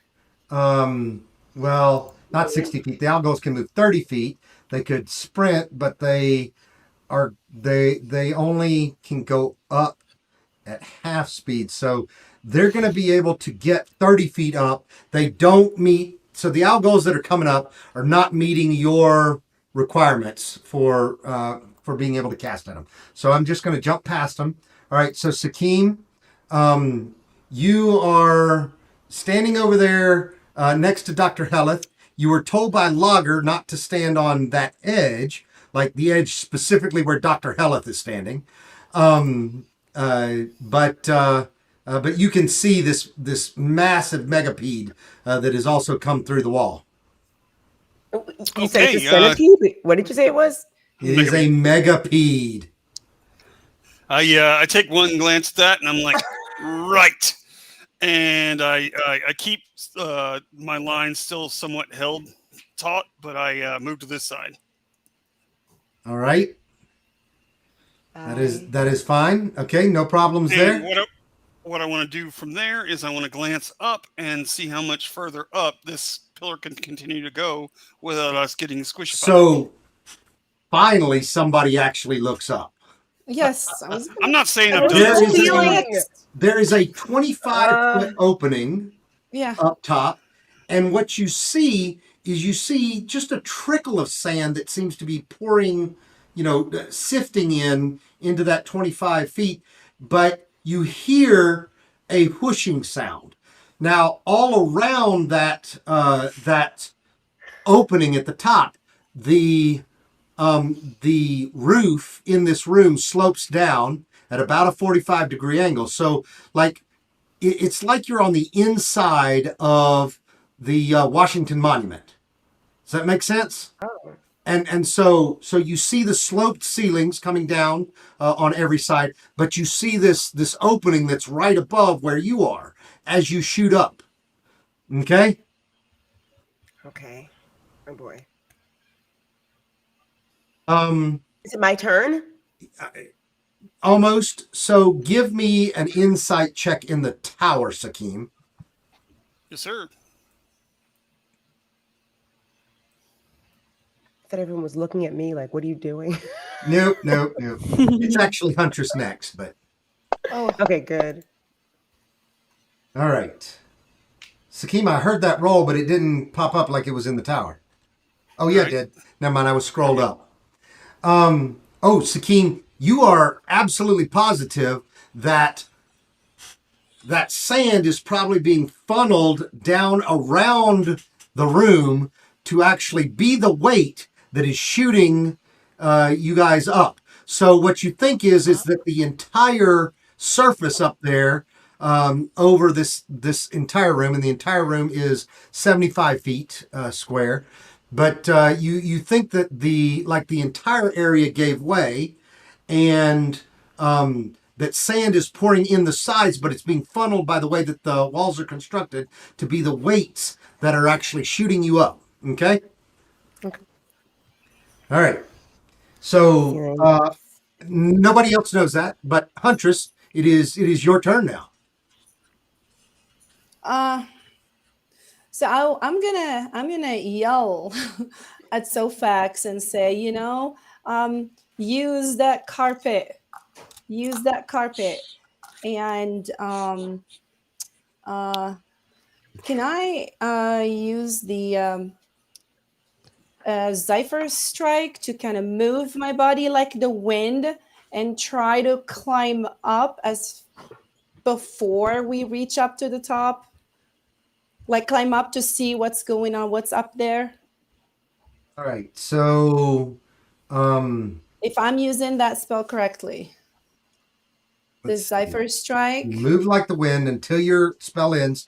Your movement doesn't provoke opportunity attacks. No, that's not gonna. It helps okay. you, but it's not gonna propel you like up when you. It's not gonna help you defy gravity. Okay, it's not gonna increase my speed. Did I misunderstood that? Like Well, 30 even feet? if you Okay. increase your speed, this thing's going up as fast as you could jump. So, like jumping in an elevator going up, your jumps are smaller. Okay. Actually, I don't think your jumps are smaller because the elevator's moving when you push off of it. But anyway, Okay. He's never good at math. It's not gonna work. it was my understanding there was to be no math on this exam. What are you doing? Okay. So the goals are not catching up to us, right? Or is there a possibility that they would? They're coming up. Yeah, they're coming up. They're not up yet. Okay. So can I do a spike of growth? Can I shoot some, make the terrain harder for them? And it's going to be over 20 foot radius, and get spout these hard spikes that's going to come up and stop them from reaching us or slow them even further. Okay, so good idea. All right, so you can actually do this, and you can do it the way that I think that Logger had intended. But what you're going to do is you're going to walk 20 feet across the platform, okay? And you're now, all of you are now used to the speed with which you guys are going up, so you don't have to make additional dexterity saves at this point. But so that's 20 feet, and then you are able to cast Spike Growth. Now we're modifying it a little bit. You're going to cast Spike Growth on the side because you look down and you see them coming up at you. Okay. Yes. And so they've come up about 30 feet. They've come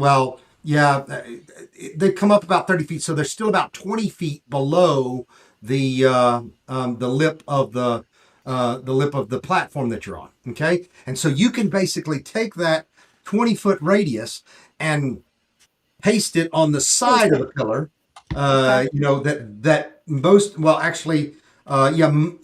You could position it so that all of them have to crawl through that in order to get it. Okay.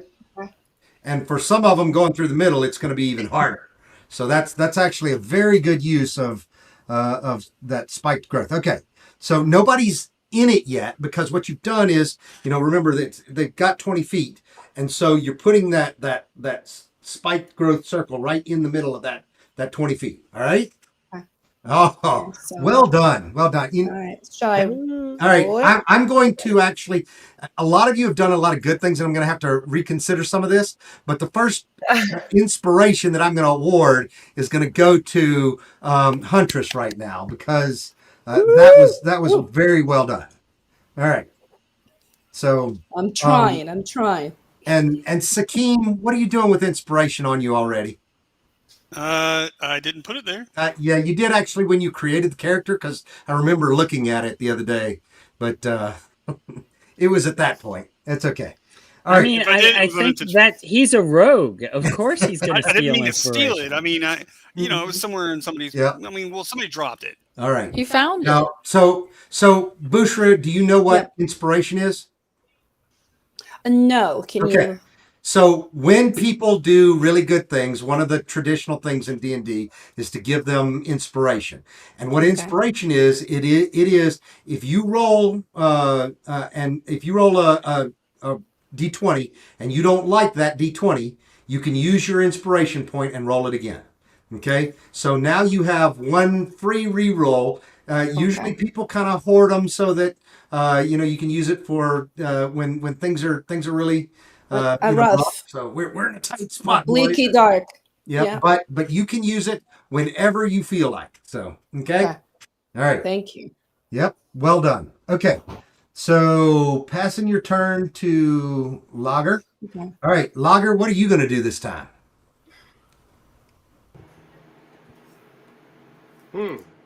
Well, we're heading up, like on an elevator to heaven. It's great. Or hell. Sure, or hell. One of the two. There's Stan coming from up there, and I like Stan. No. I'm feeling good. Oh, wait a minute. I'm sorry.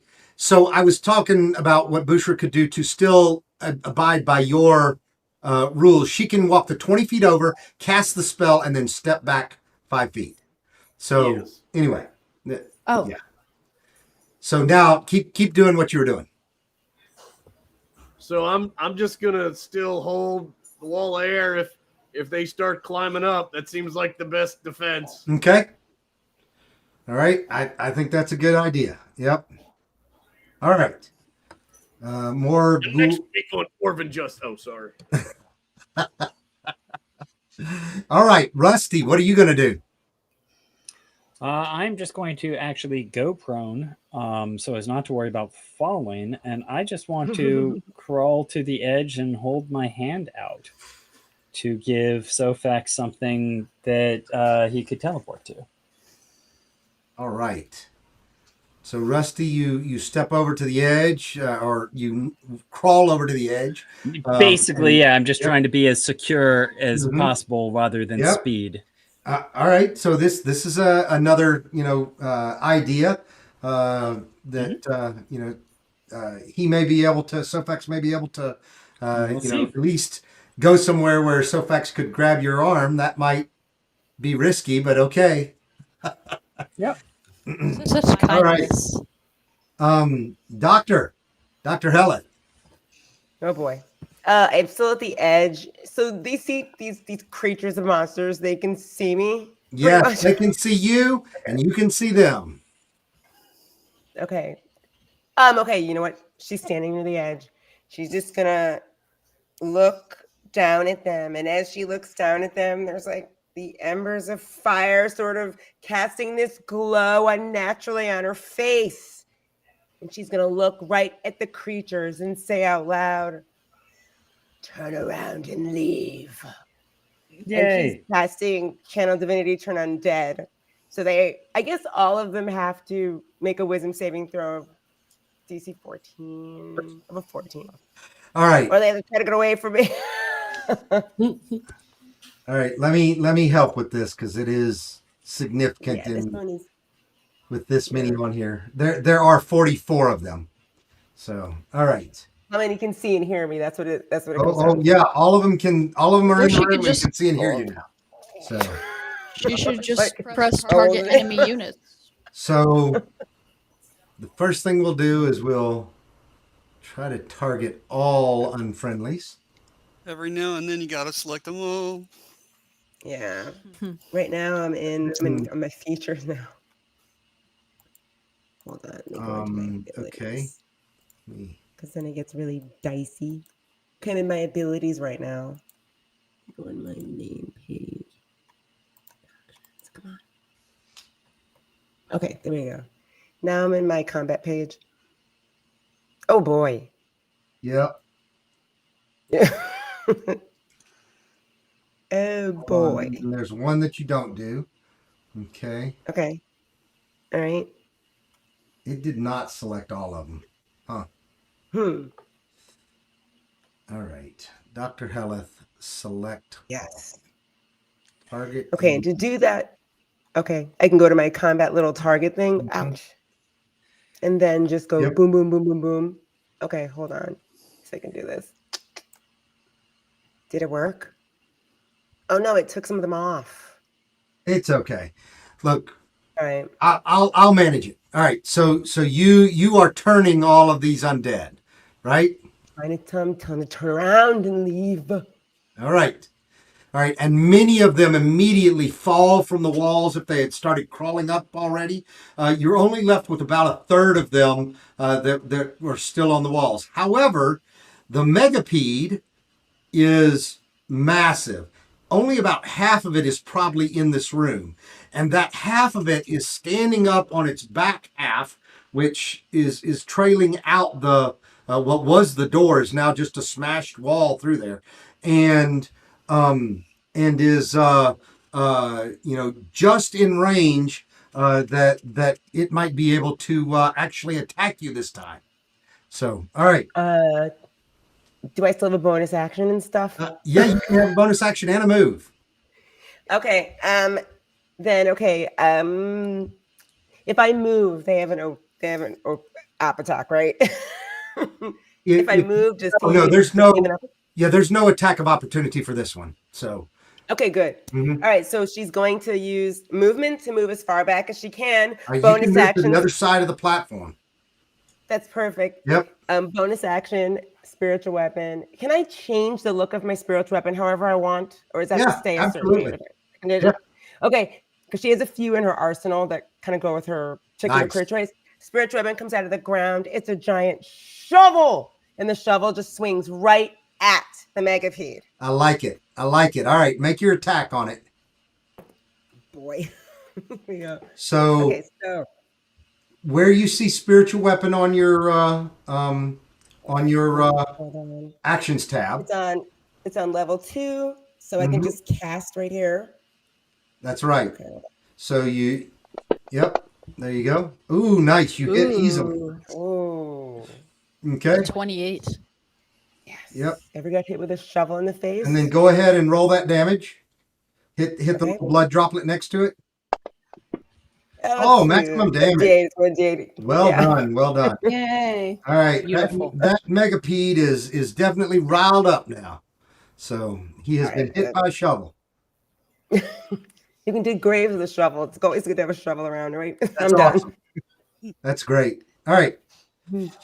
So you have now let's see, you've done what you need to. You moved, you did your bonus action. All right. Sofax. Okay. I will fly up on the flying carpet that everyone predicted.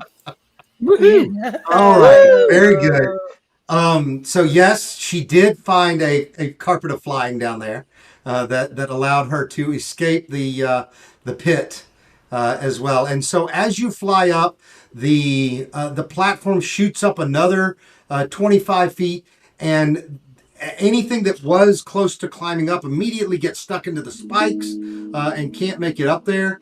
And so as the platform slams home at the top, it kind of bounces a little bit. You guys are a little bit disconcerted by the bouncing, but you have now made it all the way up to the top. And as you look out over here, there are a couple of catwalk type things that you can extend out over, or that extend out over where the sand was falling in, and so you can actually walk off of this and out into the desert. You see the little ruins that you entered just a little bit to the southwest of where you are right now. I get to do my dwarven moves on the catwalk. Yeah! Stop. All right. There are definitely a number of different fantastic and funny things that y'all did today that are awesome. This is definitely where we're going to stop for the day. You guys are going to head back to Chentoufi and find your contact next time. But this was absolutely one of the best first sessions that I've ever run for people. So I know that we put a lot of preparation into this, but you guys did an absolutely incredible job. Thank you so much. And everybody who's in watching and listening, we really appreciate all of you being out here. Thank you so much. Thank you, Windrunner. We had a really good time. Thank you. Thank you. Yeah. you. Bye. No Thank doubt. you. I had a great time first time. Thank Oh, you. is that Alex, so Grogu? much. Yep. Yes, it's Congratulations. Nice meeting everyone, too. Yep. So I know that a couple of you need to run quickly, but if anybody would like to give any shout outs to what you're working on or other things that you want people to pay attention to, I'll give you a plug too, Keith. I bought your relatively new card game, the second edition of Illimat, and it is absolutely incredible. So we are loving it. Well, thank you so much. And, Yes. our other game is Cool. That's just come out, both from Together Studios. That's TWO Gather. That's awesome. All right. Miriam, you got anything you want to tell everybody I can endorse this game. Oh, Cool is an amazing game. I have a signed copy. Thank you, Keith. And I play it all the time with my sisters. We love it. It's fast, easy, and endlessly entertaining. If your mom's okay with it, what did you qualify for the week or two right before you came to Gen Con? Oh yeah, I'm in CVYO, which is a youth orchestra, and I play viola. So I qualified for one of the highest level orchestras that there are. So I will be playing with Awesome. college level kids and the Congratulations. middle school prodigy types. Awesome. Yeah. That's the type of thing that makes parents very happy. That's my girl. All right. So, Bushra, what have you got going on this week? Being in charge of hoteling, you want to say something about that? Oh yes. So the general hotel is gonna be basically the opening. The general block for everybody is gonna open up tomorrow, and I know that the Grand Geneva Resort is gonna fill up so quickly. However, please check out our hotel partners on our website so you can find a room around the main site of the event, and we're looking forward to having you come and celebrate with us. It's going to be a great celebration. GaryCon 16 and March 2024. Awesome. All right, Alicia. Everybody, what want to talk about? I just want to say I had a great time playing today. I was really excited about this campaign, especially because I was telling Garn and everyone here, I've only played a cleric in a short campaign once. So I was really worried. I was like, everyone's going to die and it's going to be my fault and everyone's going to be watching me let everyone die. But I'm feeling pretty good after today's session. On Tuesdays, you can watch me on the Demi Plane channel where I'm playing D&D. Of course, I'm playing a barbarian. So it's a very different experience, but equally is hopefully interesting. And that's what all I have going this week. Otherwise, I'll see you back the next time we play. That's right. And we're back in 2 weeks. I have to say the disembodied hand is my favorite spiritual weapon ever. Just saying. I like the shovel too, though. Yeah, the shovel is pretty good. All right. So, Chad, what you got going on? I'm Chad. I'm crazy. I'll be at GaryCon working, and I can't wait to see everybody there. Yep. So, Chad, you're also going to be one of the hosts of another new show that we got. Chad is extremely creative. And every year that I've worked the that I've worked the auction at GaryCon, which is actually 1 year, but anyway, Chad has painted minis, and he has a passion for mimics. And so definitely in a couple of weeks, tune into our new art show where Chad and Lindsay will be doing some painting and maybe hosting some other artistic types. But Chad, we really appreciate that. I saw those minis. I That's saw right. those minis, Chad. You're amazing. Thank you. No I doubt. don't wear this when I paint. All right. Sorry. And Bart, you got anything going on that you want to give a shout out to? Just that I'm an active member of both the Pixels and Dice Lion Club, and I'm also involved with the Chaotic Good Gaming channel, and about to start my own campaign using Savage Worlds for somewhat of a zombie western. That's awesome. Nice. That really is. All right. So, and I guess just for me in closing, I'd like to say that I do manage Chaotic Good Gaming, and we'd love to have other people jump in and follow us over there on Twitch. And then also, please remember what's going on with all of those people in Hawaii. If you can help out, do. If all you can do is pray for them, then that's helpful as well.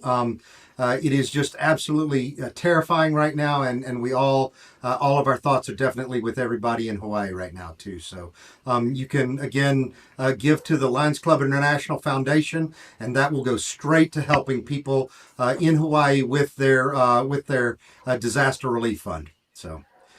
All right, everybody. Thank you so much for a great time. We really appreciate it. And we will be back in 2 weeks and look in a day or two for the announcement of what's going to be opposite us on Sunday. So every Sunday that we're not doing it, we do have another program, and we will get that information out there very shortly. Thank you, everybody. Thank you. Thank